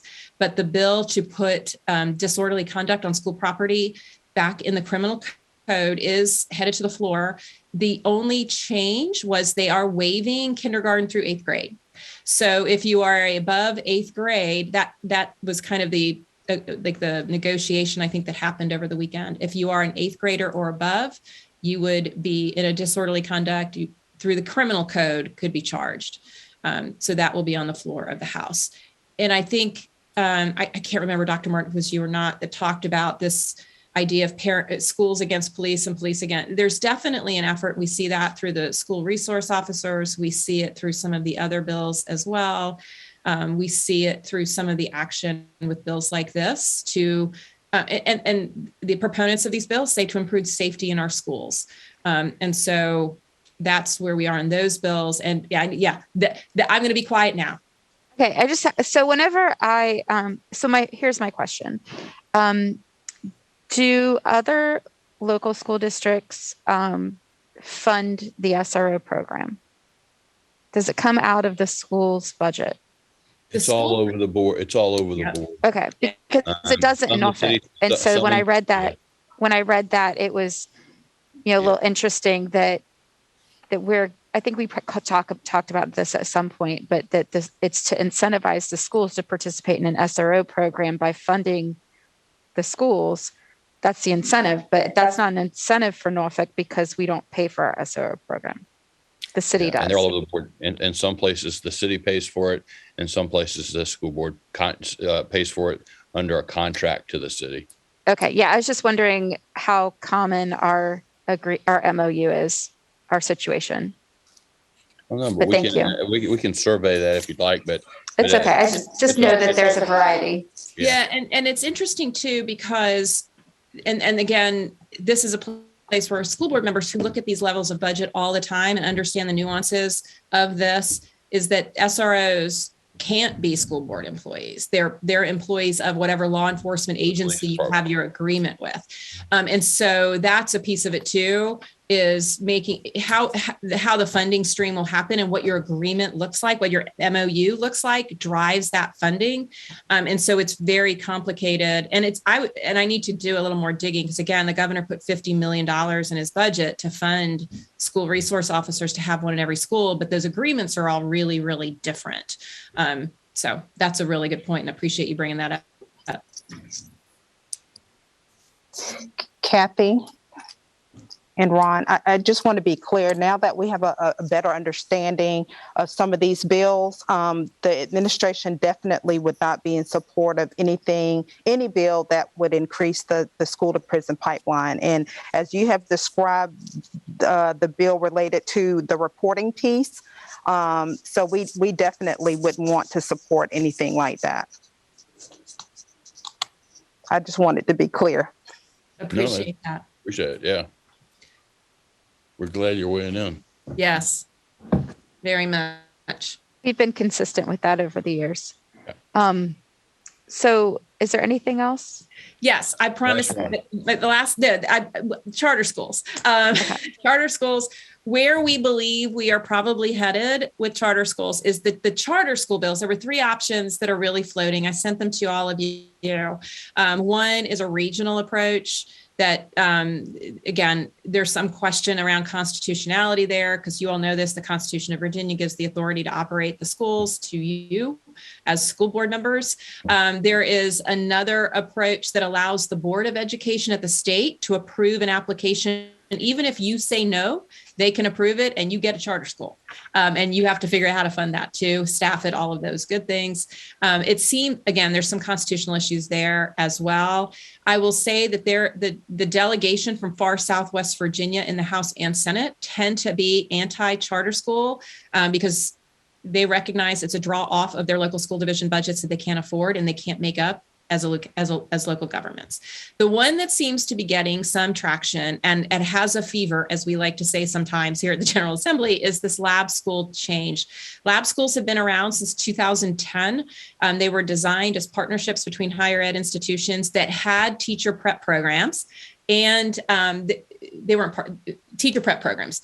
They were designed for those higher ed institutions with teacher prep programs to have these laboratory schools where they could test different strategies for teaching and learning. So this was not just about, we're going to give this new approach to, we want to put we want to teach a whole school on engineering. No, this was about how do we innovate at this lab school and test not only how we're teaching kids, but how we're training teachers. That was the intention. It was never funded at more than $600,000 a year.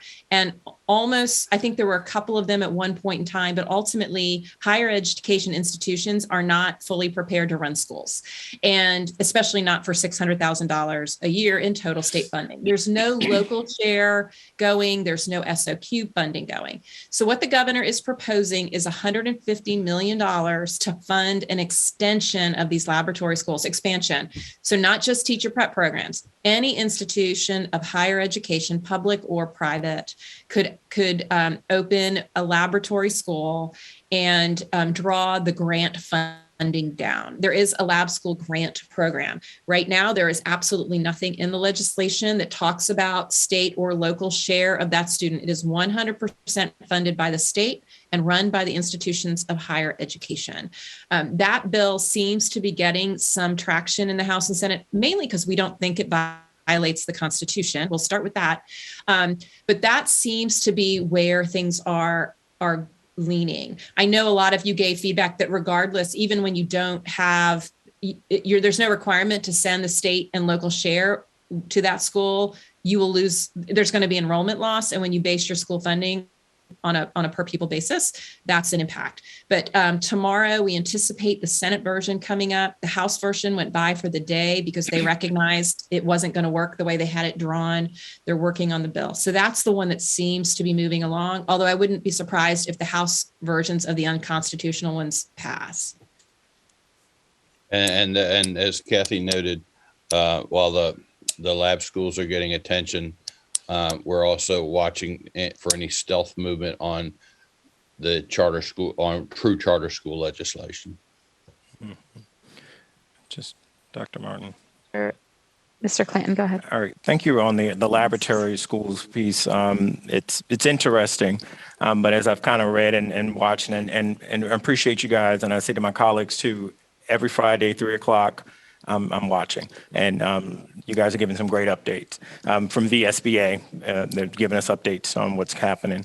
But I mean, I could definitely support the original true content of a laboratory school. I mean, when we talk about, we have teacher shortages all over. I mean, if we could definitely connect and to test out new strategies, but also to get some early preparation, grow your own as far as teachers, I could support that.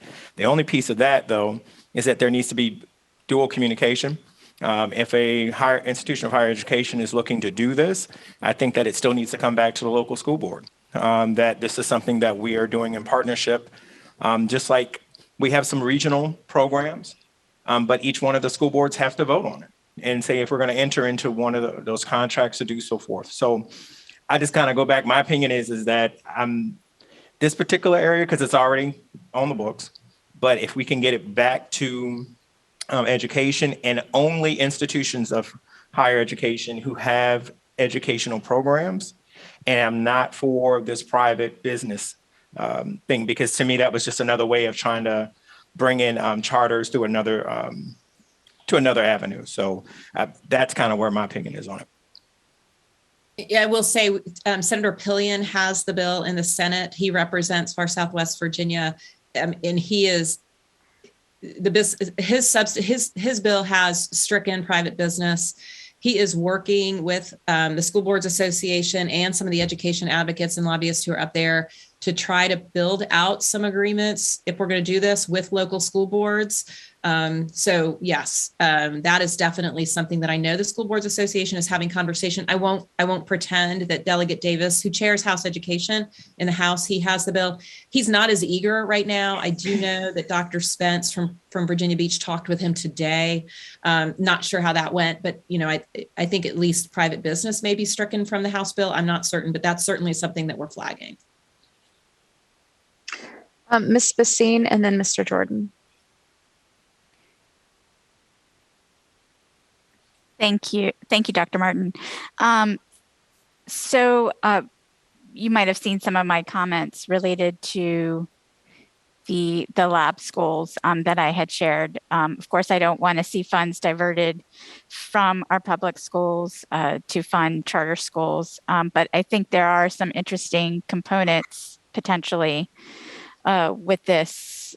But before I share, I guess I would like to learn more about this. If I'm not mistaken, there was a previous bill similar to this, and were there any lab schools before that were done, and is there any data to show whether they improve performance, what opportunities were created as a result of these lab schools, and what outcomes came out of it?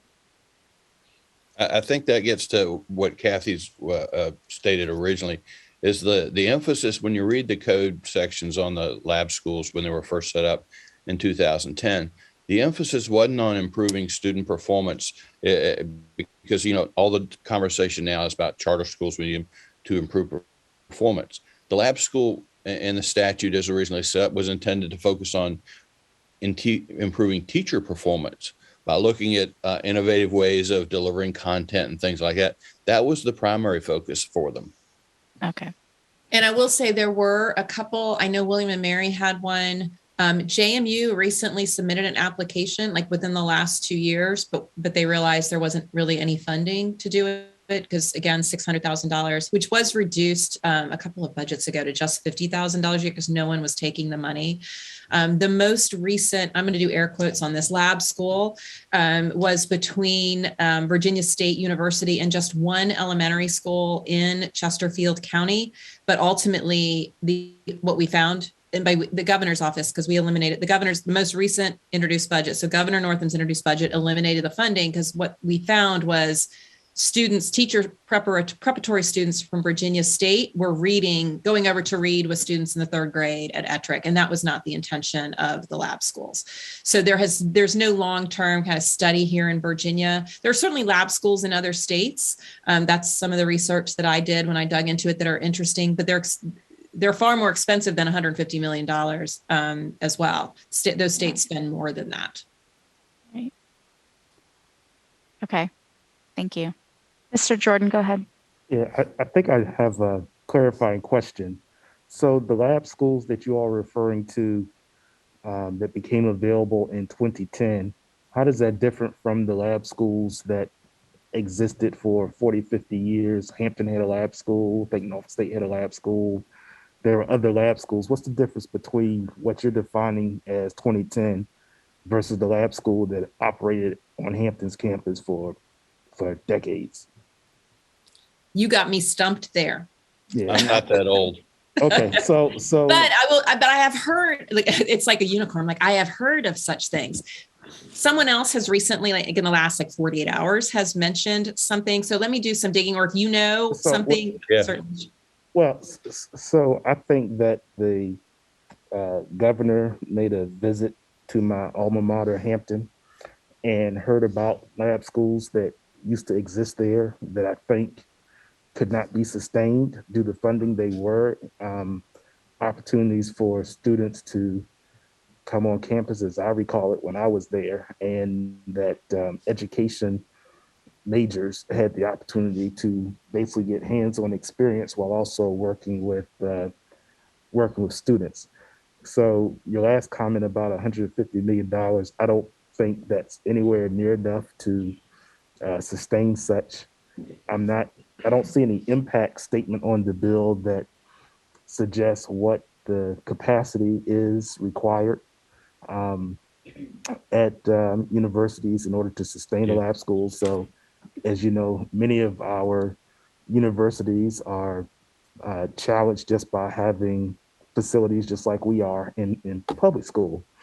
So I have some concerns about that. And then the bill also seems to target, as is defined as underserved communities. So I guess that's the way that people can continue to try to target students of color and low income students in this backdoor charter school debate. And I'm not anti charter school per se, but I am anti this effort of trying to target districts and cities like Norfolk with programs that they haven't done any real research on, and then define it as being innovative because it's serving underserved children or children of color. So a lot of these bills, including the charter bills, and I've had this conversation with Delegate Davis personally, are on the books. And if Norfolk Public Schools wants to go and have a collaborative relationship with Old Dominion or Norfolk State or Virginia Wesleyan or anyone else we wanted to, the capacity exists to do that today. We don't need new bills to make that occur. And if the governor and the General Assembly wants to provide incentive funds to support that, bring that on. But I think this is just another backdoor bill that's going to end up with a lack of sustainability and infrastructure, both on the university side and on the public school system side, and that certain children are being used as pawns in this effort. So, if we want to do collaboration, I know this board and I know Dr. Birdsong for years has been open to collaborative partnerships with higher ed. And as Mr. Clanton said, I think we've had a track record of being able to do that. But to try to codify this and push this through without a clear understanding of infrastructure needs and support needs and who attends and who doesn't get to attend, I think there's a lot more work that needs to be done. And maybe this is something that the patron should send to legislative services or somebody, JLARC or someone, to do some research and then come back with a much more better formed piece of legislation if this is something that they really want to push. That's my personal opinion. Mr. Rouse, Dr. Rousen, go ahead. Thank you, Chair. I would like to first say I agree with some of my colleagues' sentiments on the lab school concept, except I do see it slightly, I see a lot of tricky language, because how I envision the lab school concept is more professional development kind of school, particularly if the language is saying we want to enhance teachers, then it's essentially professional development. That's what we call enhancing teachers, is professional development. But when I hear the language says that it can go to any college or university, whether they have teacher ed or not, then to me it's going another direction. Because if we're trying to do professional development for teachers and it can go to a school who does not have teacher ed, I'm not sure how they're able to do that in the real sense of a professional development school for an institution. Say we don't have teacher education, we don't teach teachers, we don't prepare teachers, but we do want a lab school. It's getting kind of tricky and almost a backdoor concept. So that's the thing that kind of the language is a little confusing with the intent when you're talking about professional school and we're saying, how about schools who don't have teacher education programs? There's somehow a conflict to me. Thank you. Ms. Basine, do you have your hand up again on the screen? You do. Yeah, okay. That's okay. I was just checking. I didn't want to ignore you. Okay. So, Madam Chair, in discussing this with one of my colleagues who does lobbying for our higher education, he indicated that the college presidents made it clear to the governor when they were summoned last week that they have no desire to run these schools, that they want a partnership, a formalized partnership with local school divisions that want to do it. And I think there's certainly, and that tells me and they also believe that it should be focused in the schools with teacher preparation programs. So that tells me they share, the college presidents certainly share a lot of the same concerns you all do. And if there's something's going to be set up, they want it to be set up so it's actually going to work. And acknowledging fully that running schools are hard. Yeah, that was big. I don't know if you all had heard. That was a big admission by college presidents. Yeah. I know it's interesting because it seems like there's a lot of people right now that feel like they can do it better than the professionals. But yeah. Well, I was going to leave you all, unless someone has, with the one big thing for you all. If you're like, what do I need to do? One, obviously, any member of the delegation, Senator Lewis sees bills ahead because he's on the full committee. He'll see bills earlier than others oftentimes. But the one big thing this session is the message to legislators around make us whole. You heard Ron talk about the sales tax and the grocery tax. You have heard about the priorities of Governor Youngkin, while not, he's not talking about eliminating anything that Governor Northam proposed. Not that everything Governor Northam proposed was perfect, but he's got priorities, including that $2 billion in tax rebates or refunds. So make us whole. Show your math, show your work on what that looks like for Norfolk, because when we talk about all of the issues of our students, particularly coming out of the pandemic, and school infrastructure and construction and modernization in Norfolk is, among the most in need school divisions for many of those pieces of this puzzle. That's what I would give you all as your marching orders if you're looking for, you feel compelled to really get in touch. And I will reinforce again, elected official to elected official, you all have much pull, and your opinions are very respected by the elected officials here in Richmond. And that's the marching order I would leave you with, other than always being available for questions or comments. Or if you ever want to head up to Richmond, let us know. We'll get you connected. And we've done, as you know, Madam Chair, we've done that before. And we've all had a pretty good time doing that when you all come up. And with that, as far as it's a wrap for us, we certainly didn't want to take up this much of your time, but also wanted you, and that's not a reflection on you, Kathy. Okay, Kathy. I talk too much. I know that. No, there's just so much stuff. It's a lot. If we'd have been back in early November, I think all of us expected the big subject in education this year would be how much money we're going to deal with, how much new money we're going to deal with, and since then it's just exploded in terms of other issues, and so education has become one of the dominant topics this year in areas that we didn't fully expect. So there's a lot going on. Mm-hmm. And I will also, Jay, just appreciate school boards across the Commonwealth, but you all in particular, and Dr. Birdsong, superintendents and principals and teachers and school staff everywhere, and for everything you're doing. Just thank you so much. Cannot say it enough. You are truly the front lines and the loudest voices for these students who need it so much. So very much appreciate everything you do. Thank you. Rodney, did you have something to add?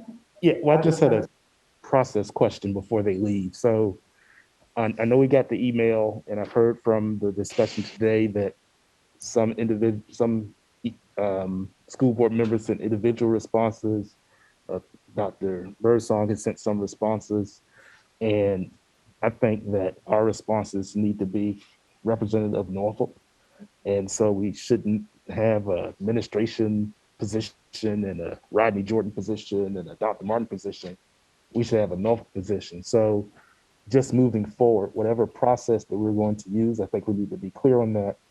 And generally speaking, I think when it comes to these issues of expertise around curriculum and impact on the operation of the school division, that Dr. Birdsong and her team are best to respond to those, and she can share those with us so that we can support that. But I just feel a little uneasy because I know they have received responses. I didn't send one because I felt like we would discuss it as a board. But I think we need to be clear on how we respond to requests that come from Advantis for what's the Norfolk position. Yeah, that's exactly what I was just going to bring up. So thank you for getting ahead of me on that. And I wanted to ask Ron and Kathy, is there a model that other school systems are doing that you think is the most effective? Because, you know, we tend to kind of, you come to us and then we need this quick turnaround, and we've been falling short of that. And so do you have any tips to share to us on what works well? Couple of things. One is we asked the questions for you all not to articulate your position, but to get a sense of where you all were so we could frame the discussion we've had tonight. And it helped us immensely, the feedback we got, so that we were a lot more focused tonight in our discussion on those issues. Other school divisions tend to, quite honestly, vest most of the responses on things like this in the superintendent. Virginia Beach, it's Aaron Spence. In Chesapeake, it was Jim Roberts, and now it's Jared Cotton. Everything came through the superintendent's office. In Richmond, when we represented them, it was the school board. Loudoun County, we've represented them. It was the school board had a separate, very, very active legislative committee, met monthly, publicly, took testimony, but it's also an 11-member school board. But the superintendent had someone, the chief of staff of the superintendent's office, staff that committee too. So the models all vary, and but it can be fairly work intensive, and you've got to have staff who can allot the time to it inside if you want to take a more active role. And I know you guys have been stretched pretty thin for a while, and that may be the big challenge. We do have our legislative committee members, Mr. Jordan and Mr. Clanton, that I think could support Dr. Birdsong in the responses if she needed that. So to be clear, we have provided responses. Right. Okay. So, but I'm saying if there was a question on where the board stands, we do have the legislative committee that you could bounce things off of. Is that more clear? Go ahead, Mr. Yeah, my opinion is I think the board established its priorities. We went through that process, and that generally speaking, the administration is best prepared and equipped to handle it. One of the reasons why we moved to having a consultant at one time, the lobbyist, so to speak, was an employee of North Public Schools, and they worked with the superintendent. They gave reports to the board. As we were dealing with staffing challenges, we went to this model.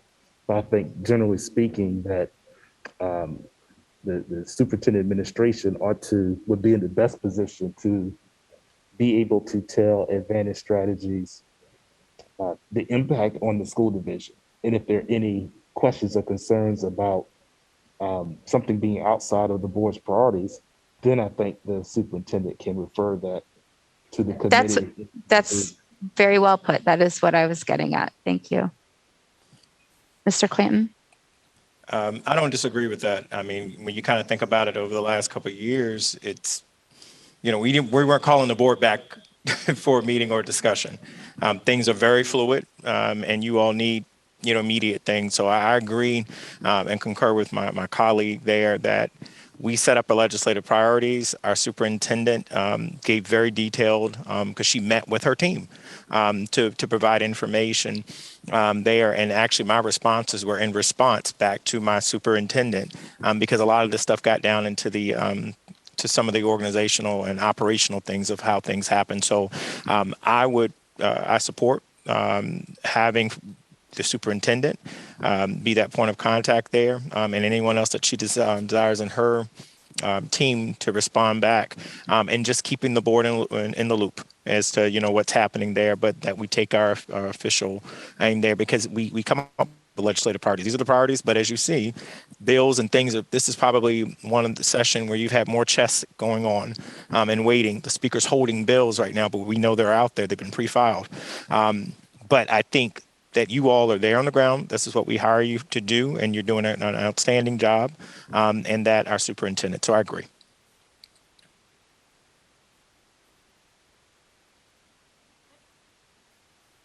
So, Madam Chair and Dr. Birdsong, how about we get offline in the next couple of days and sit down with you, Dr. Birdsong, and work out the best way to do this that works for you. Is that fair? That sounds good. When I was on the administration, I was your legislative liaison. You were. And I'm going to assign, and I have assigned one of my staff members to do this. Okay. And please know that we are working as hard and as fast as we can. So sometimes it may be difficult if you send us something at 9 o'clock at night. We may not have answers for you at 8 o'clock in the morning, because we're trying to get school staff.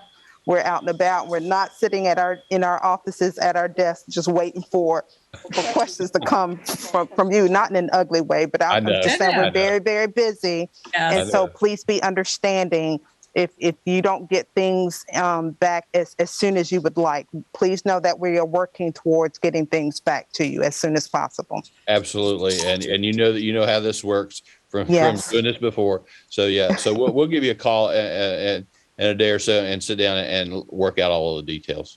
That sounds good. Thank you. Thank you. Well, I appreciate all the time you all took. I look forward to continuing to work with you and appreciate it. And please get some rest.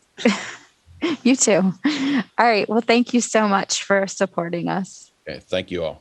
Have a good night. Y'all You too. Thank you. Right. Bye-bye.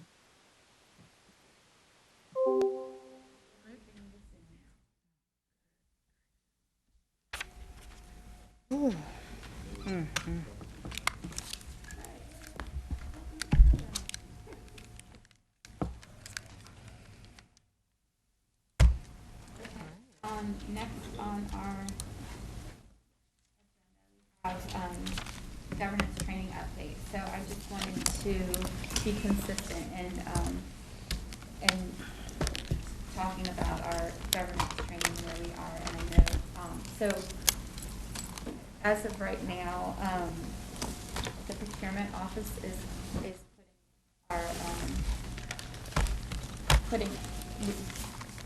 announcing the proposals. It's going to require 4 bids. So, Mr. Cloud, did you have anything to add to that? No, I think I sent the board something earlier today. I don't know if you've all had a chance to read that. The main purpose was to outline the laws governing the next step in this process. I did volunteer to work with your purchasing agent, Carol Robinson, some in helping to bring this forward as expeditiously as possible. But I also wanted to say that that's purely, I'm volunteering to do that out of the goodness of my heart, because God knows I have lots of other things to do. And I certainly if there was any desire for me to, at this point, bow out of the process and just wait, that would be fine. And I can just, when the time comes, I can leave it to the board, the superintendent, Ms. Robinson, to carry forward with the procurement process. And then if the board then wants me to do the contract, I can just be presented with the procurement records and the final vendor that's chosen, and then I will draft a contract based on that and with discussions with the vendor, and ultimately present something, as a draft to the board, without involving myself at all in any of the procurement procedures as such.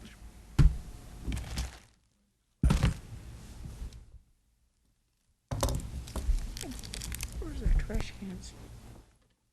Are you looking for feedback? So I'm concerned, I haven't seen responses back to Attorney Cloud's questions around what is it that we're looking for? I haven't received any. You have? I have not received Okay. any. So when this first came up some weeks ago, Thank you, sorry. my recommendation at that time was that the board has to be clear. So what is it that we are seeking and what are our expectations? Typically, what has occurred, or what, at least in my experience and exposure, having good governance, good board superintendent relationships is in the board's interest and is in the superintendent's interest. So largely the superintendent has helped to lead that effort in trying to work with the board towards that goal, if indeed that's required.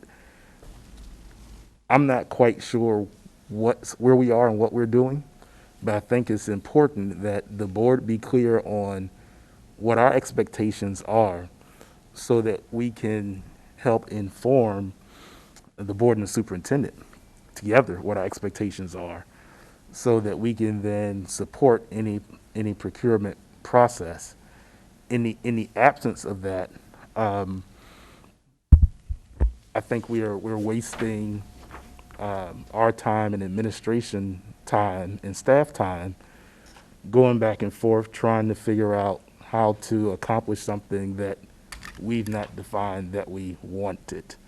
So whatever we do, to me, if we're going to be successful, the board as a whole with the superintendent has to be clear on what our expectations are with governance training and over what period of time and with what resources, and then allow the superintendent to work with her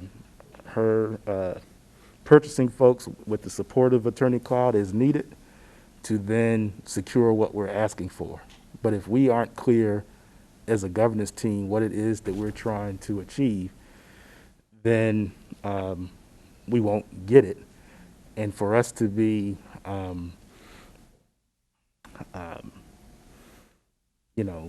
almost choosing a vendor and then going through a process to get to the vendor that we choose, that's not what we did with the council. That's not what we did with VSBA. And it was because of our membership in those organizations that allowed us to do certain things that this is very different.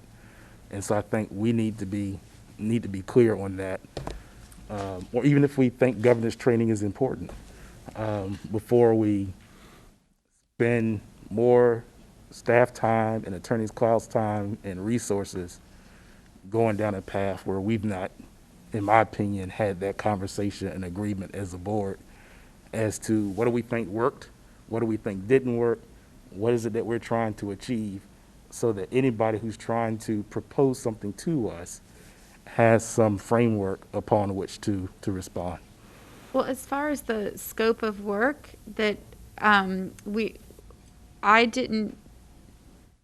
if things have changed from the course that we were on before, as far as finalizing our goals and guardrails, reevaluating our agenda, making sure that we're changing our, making sure that we're doing a better job of focusing on academic outcomes in our meetings. If that has changed, then I am not aware of it. So what I've been doing, we voted on a scope of work previously, and I think that I'm under this, maybe I'm assuming, but based on the discussions we've had, I thought that is something that we wanted to continue to do. Am I off the mark there? I guess my response back to that is that what the Council of Great Cities Schools crafted in terms of a work plan based upon their experiences, their work on student outcome focused governance can be very different than what somebody else may do. And so I'm not sure it's just taking somebody else's work plan and then just turning that into an RFP is fair to the vendor, or I don't even know if we can just do that. So if it is the will of the board to maintain that student outcome focused governance approach, then let's just be clear on that. But then we also have to make sure we are clear on the experience and capacity for any vendor then to be able to deliver on it. I don't think it's just that simple as because we did something with goals and guardrails that anybody can just come and do goals and guardrails. I agree with you on that.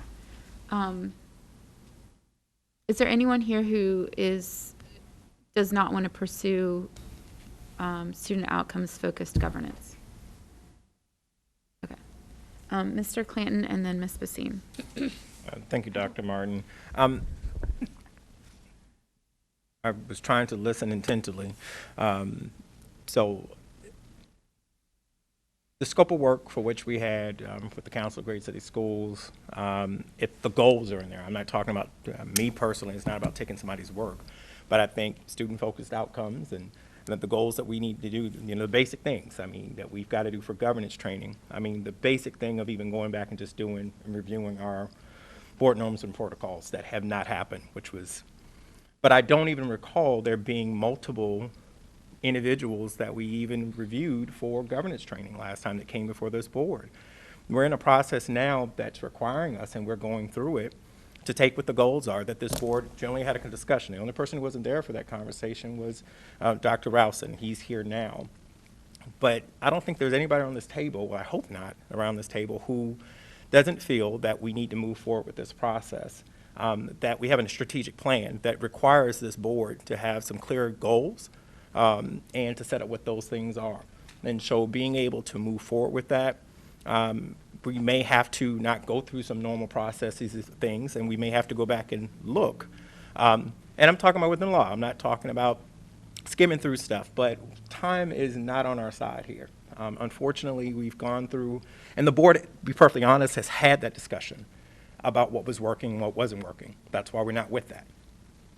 We separated ties because the board had the discussion. And we're saying that we're moving forward. We've got a new member here. I think that we have done that. We've had the discussion with our superintendent, and we've seen it an option that could come before us. I agree with Dr. Martin in the respect of looking at the scope of work for which this board has already spoken about, which clearly outlines goals, taking those goals and not taking somebody else's work, because we had to provide them those goals for which we wanted them to do the work. I don't think that anything has changed. I know they haven't changed for me. I'm not going to speak for all my colleagues here. But if we're going to take that and that becomes the substance, and if there's anything additional that we as board members want to add to that about what we're looking for in a facilitator and how they want to do the work, I believe that continues to move the process forward, and I will support that effort. However, any effort to delay, to not move forward, I will not support that. I will support the respective, Mr. Cloud, I appreciate the fact that you're working. You're going above your scope to help us to get to that particular point, because it's important that this board clearly identify its goals. We lay the foundation, which is required for us annually when we organize how we're going to operate, and we've been operating on some older rules that are there. But to be fair to our superintendent, I've heard a lot about our superintendent. Let's be fair to our superintendent. Let's do what we are supposed to do as a board and clearly identify what those goals are so that she clearly has those. Those goals aren't just for the division, but they're also what we're supposed to evaluate her on and give her fairness. And I don't think that we've done that. And this is an opportunity for us to do that. So I don't support anything that will delay the process. I will support efforts that we've already put in place that would allow us to look at the scope of work for which we've already had a discussion as a board about, and what those goals are, and to clearly place those out there, that this is what the goals are for the board, and allow any board members who have additional context to place to that to be able to do that, but come back and see what the 4 RFPs are, and then we can make a decision based on that. But to sit back and say we haven't done certain things, I don't agree with that. Thank you. Ms. Basine and then Mr. Jordan. I'll allow Mr. Jordan to follow up if that's, Okay. if you're following up to. Yeah, I'm, there's, Dr. Bart, I think my colleague raises a lot of important points. The delay, to the extent that there's been a delay with successful governance training with our team, is a board self-imposed delay. The point that I'm trying to make is even as we are having these discussions around the goals, the strategic plan, the norms and protocols. So the work that we were doing with the VSBA model started with the annual review of norms and protocols. The Council of Great City Schools model looked at that, but it was differently defined and differently described within the work plan, which we never got to. So in the conversations that we may have had, I think we may be referring to some of the closed session conversations that we've had, but I'm not talking about that. I'm just simply saying that this way that it's being described as delay, it's not about delay. It's about the board doing good governance and working together as a whole and being clear.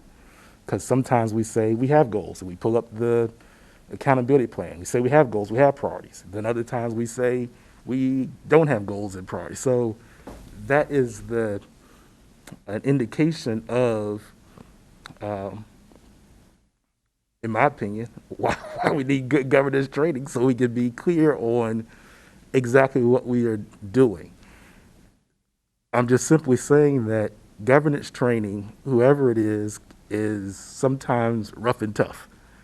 And sometimes things get said, people's feelings get hurt, whatever. We have to be prepared for that. I don't care who it is. But in this particular instance, what came forward was that a particular vendor could do something.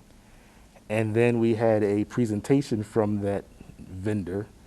And I just think that it requires more of the board around work that we have to do. And we can do it at whatever speed that one would like to do it. But I don't agree that there's clarity around what those are. And as my colleague mentioned, it's often acknowledged that each time you have a new board member, you have a new team.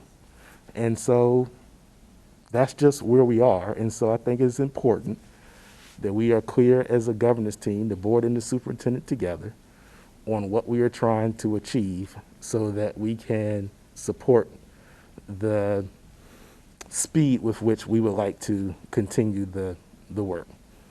So. And Dr. Martin, I reminded my colleagues about good governance and the respect. It's the right of the majority to govern and the right of the minority to be heard. And that no minority of the board should hold back the board from carrying out its work. That in many cases, we have, unfortunately, those who have not been in the majority have made lines in the sand to hold back. But we want to talk about good governance, let's do that. I again implore to my colleagues that the right of majority of the board have the conversation of where we are so that we can continue to move forward. We have work that has to be done clearly before the end of this division, and I know that our superintendent is looking at it. We've said it. You, Mr. Jordan, said it yourself earlier. You support strategic plans. Well, there's a big part of that that's relying on this board to move and to take action. And so, again, I encourage that the process that we have now may not be the best, but I believe that it's the best that we have in front of us and that we can move and we could live with. Well, I mean, Paramount in our governance training is our team development and, coming together as a good governance team, and that's going to be a really big part of it from the beginning. So we'll continue to work on that. Anything else? Go ahead. Yeah, so if we could come back. So I think Mr. Cloud asked, some really good questions in his correspondence with us about how we might go forward, our next steps. And I think they're valid and speak to some of the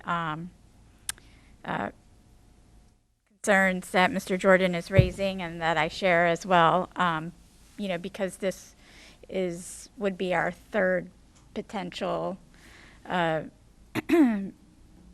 trainers. And I think it's important that even though the work plan may be the same and that we agree that we want to continue with the student outcomes focused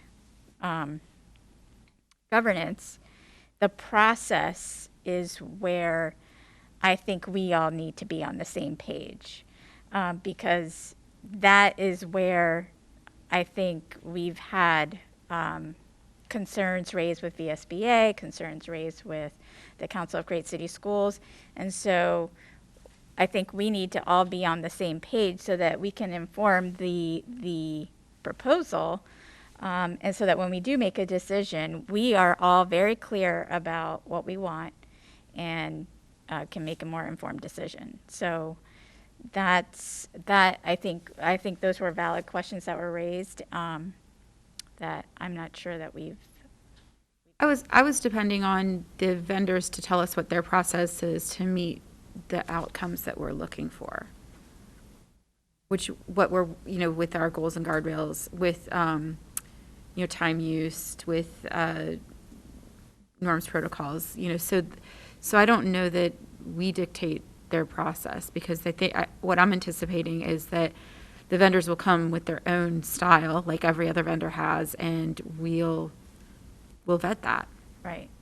Well, and if I may use this as an example, which I think came up with VSBA and Council of Great City Schools. If we are looking for flexibility, while we all recognize the importance of having full participation from all board members, are we looking for a vendor that is flexible with participation?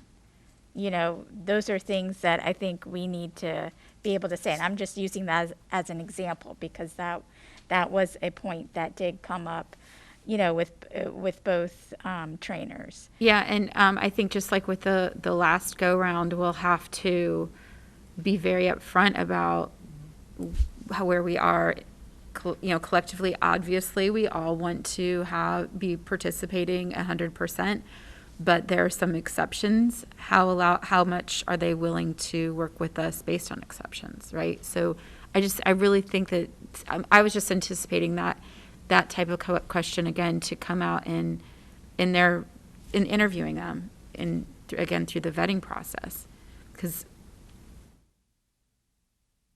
I mean, how would we write that out is necessarily? Well, that was the first consistent thing that has come up. Their percentage of, absent, allowable absences from each. I mean, I don't want to remember. Yeah, it's kind of prescriptive. Having spent, and I know we have spent so much time and energy doing the work, then to have these things keep coming up, which, I think we just have to lay it all on the table and be on the same page before we go with another trainer. And that's my, perspective on it. So I'm trying to understand. So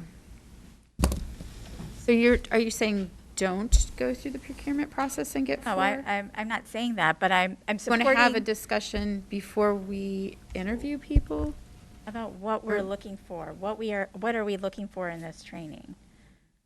Can we just assess where the board is on this particular item before we drag this out into another discussion?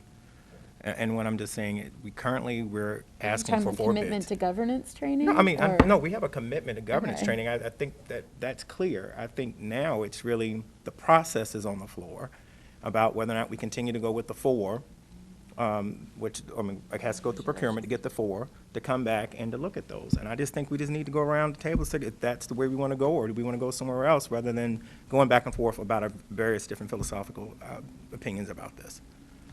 What other process is there? What other process would there be for selecting a vendor for governance training? I laid out the processes in my email. You've got 3 choices depending on how much money the contract will be capped at. Right. If it's going to be, and I assume it's not, 200,000 or more, you have to follow a full procurement procedure. If it's less than 200,000, I think the council contract was something like 70,000. Then small purchase procedures are available, and I set them out. The core requirement right now is that there has to be something in detail directing your purchasing agent that she can use to either, through small purchase procedures, contact at least 4 contractors and discuss with them what it is you want so that they can then provide a response. It's essentially a request for quote is the technical name, and they would provide a quote saying, pursuant to what you've indicated you want, we're willing to do it for this, and, it would be more detailed than that. The other alternative, a more detailed process, would be to just go ahead and follow the usual procurement process, which would be, and I can give you an example to see of one of those, but it would be a much more detailed statement of the work you're looking for. It would have to be published for several days, and there would be a period in which that is open where any vendor can provide you with a quote. I think that the shortest period is 3 days, so it doesn't take a long time. And then after that, you would have either whichever process you followed, you would potentially have multiple vendors that you would then have to choose from based on the usual principles by which contractors are chosen under the Virginia Procurement Act. It's not necessarily the lowest bidder, but they have to be responsive and responsible, and the price is part of the consideration. Mm-hmm. It's kind of the One thing procedure that we we could followed. do- I'm sorry? Isn't that the exact same procedure we followed when we were doing the superintendent search and we were looking for the vendor to guide us through that? Well, Pretty much. yes, in the sense that superintendents, well, if you're talking about superintendent search, hiring a consultant to help you. Right, and that's I basically don't the process recall we did. how much the price was on that, but if it was more than 200,000, Oh, it wasn't, yes, not even close, you had not to even in the follow ballpark, full procurement. yeah. But we did, we went through Carol. Yeah, and you should go through Carol because Exactly. other than me, she may be the only other person Yes. that has a lot of knowledge of what the Procurement Act requires. She's already involved, so, I mean, she's the Ah, one that's if- working with us. on And this. this is purely an offer, if it would help the board, in terms of just having something concrete before you in writing that you can begin to think about. I'll be happy to work with Carol, and this is kind of what I was indicating, or trying to indicate in my email, to come up with some initial draft that can then be shared with the board just for discussion. You all will probably have individual issues with it. Some of you may not like the whole thing, but it will give you a kind of example based on, I'll look at your contract with the Council of Great City Schools, what has already been provided you all, and I've shared all this with Carol, from the Valbrun Group, and as well as some of the, Carol doing her research, looking for the sorts of things school boards in Virginia have asked with regard to governance training, and try to come up with something in writing that you all can begin to look at and make a decision on, revising it as necessary, which will give us something that then Carol can either use to follow limited small purchase type procedures or to develop a full-scale requests for quotes of the kind that's used when you can't follow small purchasing procedures. Okay. All right, we really need to come down to what we want to do here. When we were training with the VSBA, I don't necessarily recall putting out, and Dr. Houston and Dr. Robinson may have been the ones to kind of work with the then superintendent at that time to put out an RFP for VSBA. I don't know what the process was for Panasonic, and I definitely don't recall us doing that for Council of Great City Schools. But if legally, we need to make sure that we are dotting our I's and crossing our T's, if this is the process that we should do, then let's do it. And then if there is something, a scope of work that is already in existence, use that. Use that. We want outcomes, student outcomes based. We want team building. That's what we want. And go with that, Mr. Cloud, if that is helpful. But we really need to move because there are so many other dependent factors that are waiting for this action to take place. And I'm not trying to rush something, not thinking thoughtfully about it. We have thought thoughtfully about this for a really long time. The elephant in the room is trust. That's what the elephant is. We have to move beyond that. Our kids are waiting for us, and we have to demonstrate leadership. So there's a scope that exists. If anybody wants to add to that, add it, put it out there. We'll get those 4 RFPs, and we will move on. I agree. Yes. We already have a scope that we have already Voted on. and so I support what Dr. Gabriel has mentioned. But that's what I was saying earlier. That's what Yeah. I was trying to do. If the scope of work has changed, then I'm not aware of it. Well, I just have a couple comments on that. I had nothing to do with the VSBA contracts. I didn't draft them, and I wasn't involved in procurement. I had nothing to do with the procurement of the council contract. I wasn't involved in that. It was procured, negotiated, and a potential final draft of a contract was presented to me for my review, and I had a couple of comments for changes. So I'm not familiar with the records behind either of those, which is partially why, some of these questions have come up. But as I said, I'm happy to draft something, discussing with Carol, and based on what I do know of what the board has indicated before they want, and what I saw with regard to the council, which was essentially the final draft of the contract, which I believe was drafted by the council or their attorneys. I don't know who drafted it. So my suggestion would be, I can try to get that done, say, in the next week, and forward it to you all. What we could do is schedule a discussion in the closed session of the work session. I think this would qualify for closed session. Of the in business discussing session? some of these things, both in terms This of meeting.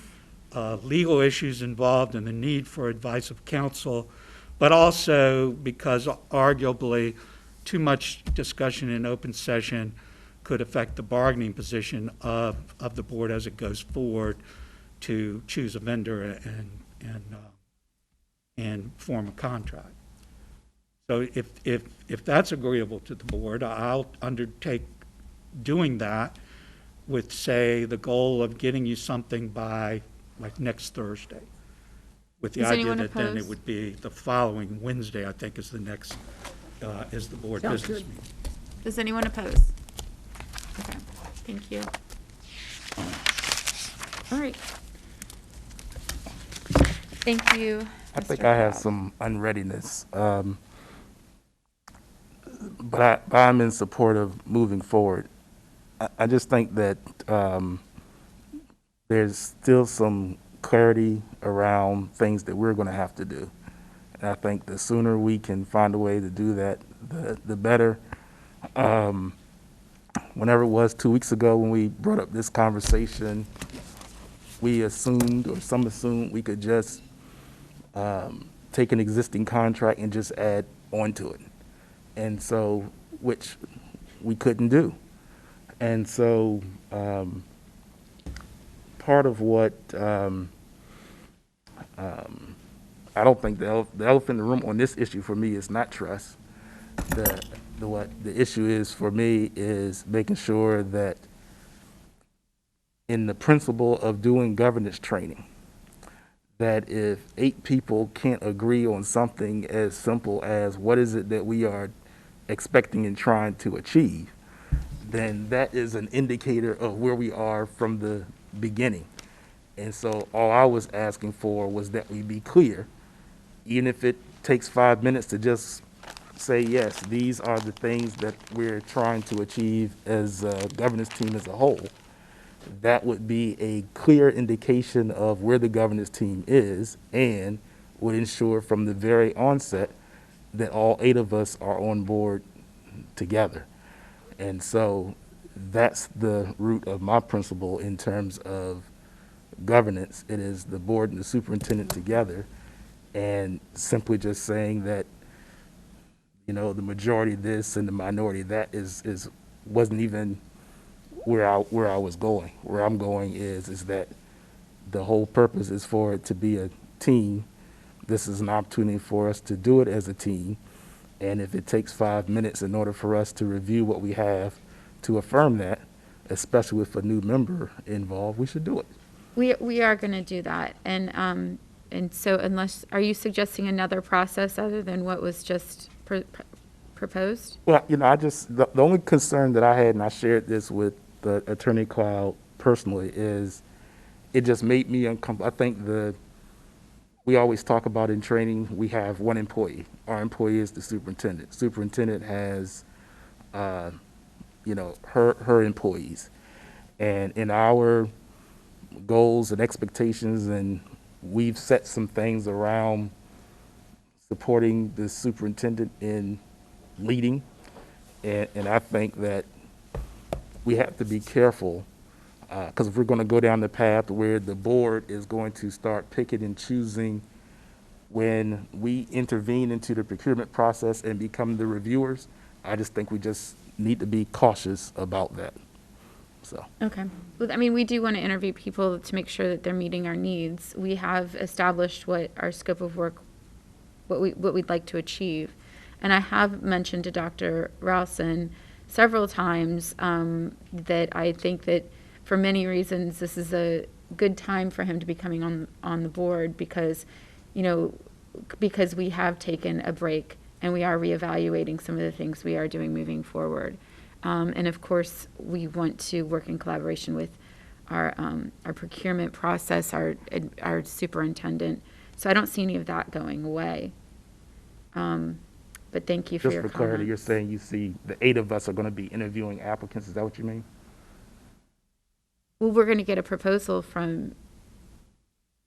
on who was the recommendation on who applied. And we'll review that. We'll Yes. score that collectively is what you're saying? Yes. Yes. Why wouldn't we do that? I'm sorry. I'm not thinking, I'm thinking, Well, I'm not thinking again, we'd be doing unless that it's separately. communicated, for everybody, it's not always clear. So I'm just Okay. trying to pull out what you're recommending, so I'm clear. Yes. And I was just going to add, interviewing people under those circumstances, there's a specific FOIA exception that would Yes, allow that. I understand. I just think it's important that all of us understand. I want to be a team. Okay, so next on our agenda, we have future agenda item suggestions. Ms. Campson, would you like to go first? You're very anxious over there with your hand. My ADHD has got me going. Sitting here this long, it's a wonder I'm not running up and down the hall.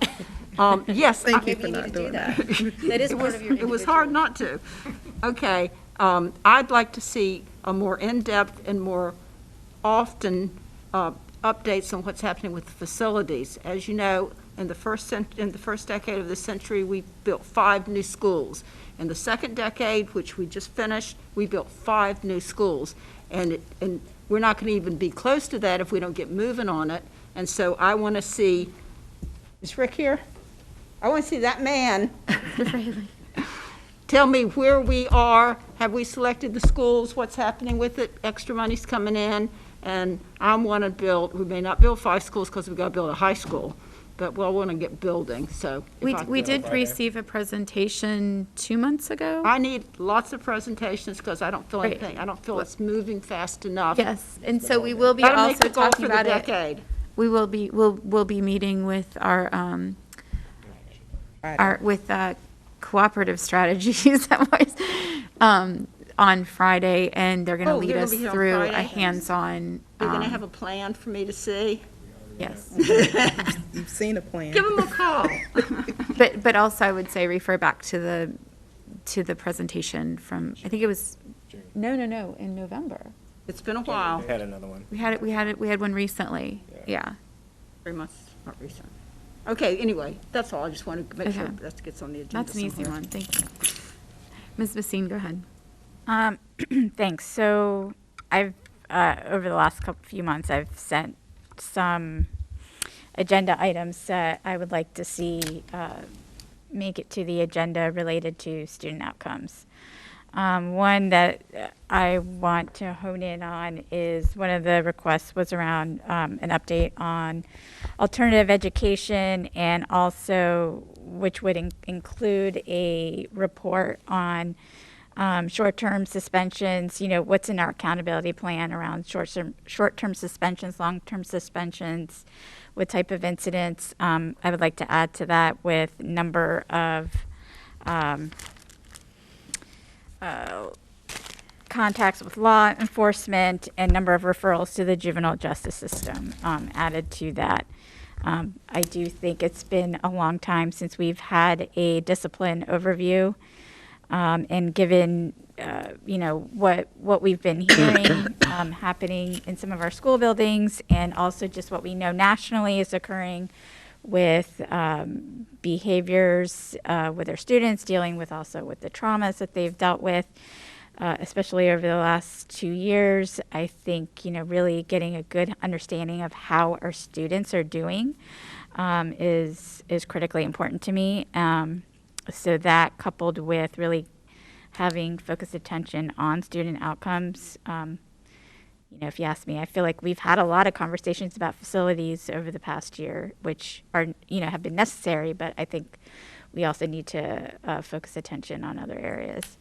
The other piece is also following up on our specialty programs. We've talked about creating equity and opportunity there. How are we doing? What changes have we made since the last update that we've received? Where are we today? And so that's just two requests I'll highlight, but you can refer back to that. At some point, what I was hoping in our retreat is that we would also get a better understanding of how items are being placed on the agenda, and how we might be able to have a more, collaborative approach to that, and a better understanding of how that's happening, which I know I can say it very simply. We have the accountability plan that we're still following, since we're still operating under that. And there's the timeline in there that has when Dr. Birdsong and her administration are reporting out certain items. So we definitely reference that. And then we have the larger calendar that's been used year after year on reporting and monthly recognitions and things like that. And I did review that, and that just essentially has dates on it, not topics of discussion. So I think based off of the larger one, which we went over, we actually went over the larger calendar, and it should be posted. If you can send that to me, then perhaps it's not where I think it is. But I don't recall one. And I know that was, of course, anything that part comes of the up scope along of the work way with our Council of Great needs to go City on the Schools calendar. work. That was, I know that was in the work plan. So, I can understanding of that. Anyone else? Go ahead. Yeah, I don't have anything to add to the list. I think there's an existing list of requests that have come forward. Like Ms. Basine, I'm more interested in understanding what the process is in the calendar, so we know what to expect. We were there was some, we were at one point working on issues around school names and I'm sorry, around what? school names. School names, okay. Right. So I just wanted to get it, understanding when is that coming back? Is it dead? What are we doing? So there are things that get discussed here. Task forces get started. We should have some report that comes back. To me, it's more about the process piece. I think that some feedback, if you do get a request from a board member for an item, just letting us know if it's going to be placed, if it's not going to be placed, when it's going to be placed. Well, I have it in a queue, so I don't always know exactly when it's going to be placed, but I have it, waiting, and I will, we'll have this discussion. I'll say, what about this? Is this ready? And we'll have that. I mean, this isn't a new process. This is pretty much, it's just like anything. It's whenever we can get it on the agenda, when the time is right, or if it's mandated through agreements we've already made, then I understand that. I'm just saying, just being able to communicate back. So like when you were talking about the big calendar, the reason we did the big calendar is so that everybody would know certain things when they were coming. This is not what. We just need that calendar and know. And another example for me is so it's described at the retreat that we're doing something with cooperative strategies. I guess that's the only thing that we're doing now. I don't know how to prepare for that. So is it, what are we doing? We don't actually have anything posted yet for that. Yeah, but can somebody describe what we're doing? Dr. Birdsong, can you talk about your communications with cooperative strategies, please? Yes, we will continue the conversation that we've been having with cooperative strategies for the last couple of years.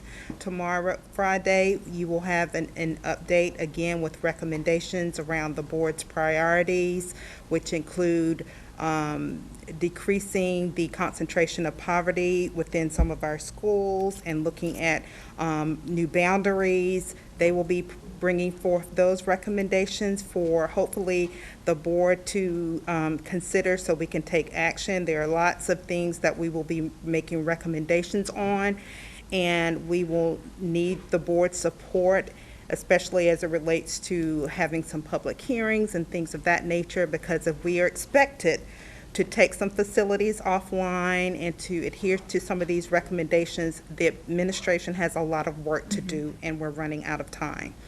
So all of that information, again, a continuation of the conversations we've been having for the past couple of years. That's what we plan to do on Friday.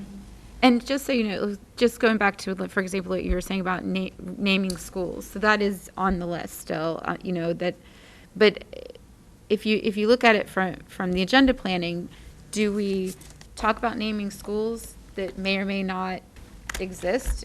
So I mean, I don't want to, but if we're going to, I think that this discussion about possibly consolidating schools, changing districting lines, we need to put, this is what I'm thinking, we need to put that ahead of naming a school. I don't disagree with that. Yeah. But oftentimes we will be in a meeting and we'll say we direct the superintendent to do X by a certain date, and then we don't do it.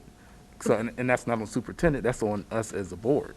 So I'm saying that if we originally said we're going to do something and then it's the recommendation of the board leadership with the superintendent that we delay it, then just communicate it back to us so we know. Otherwise, we have that's we have not no the way of only knowing. reason, though. I mean, we had staffing changes, and we all know that the person who was in charge of that was charged with making recommendations on the naming is no longer here. Oh, and if I may, so the administration came forth with a recommendation and a timeline. We presented that to the board. The board had a discussion about what they wanted committees to look like. And so that's where the conversation halted. It was not based on what the administration did or not do, or a turnover in a person in a position. It stopped right here at the board in terms of our next steps. There are lots of things still. I thought there was another discussion that's going to be had. Okay. Which is my point. Come back to the board with some stuff that Yeah. happened. So Yeah. So is there anything going to be provided for Friday, or? Is there anything? The reports, everything will be posted tonight. Okay. Oh, okay, because I know it wasn't posted when I looked. It will be Yeah. posted tonight for Friday's retreat. Thank you. Okay. Anyone else? All right. With that, meeting adjourned. Thank you all for a great discussion. Thank you. Thanks, everybody.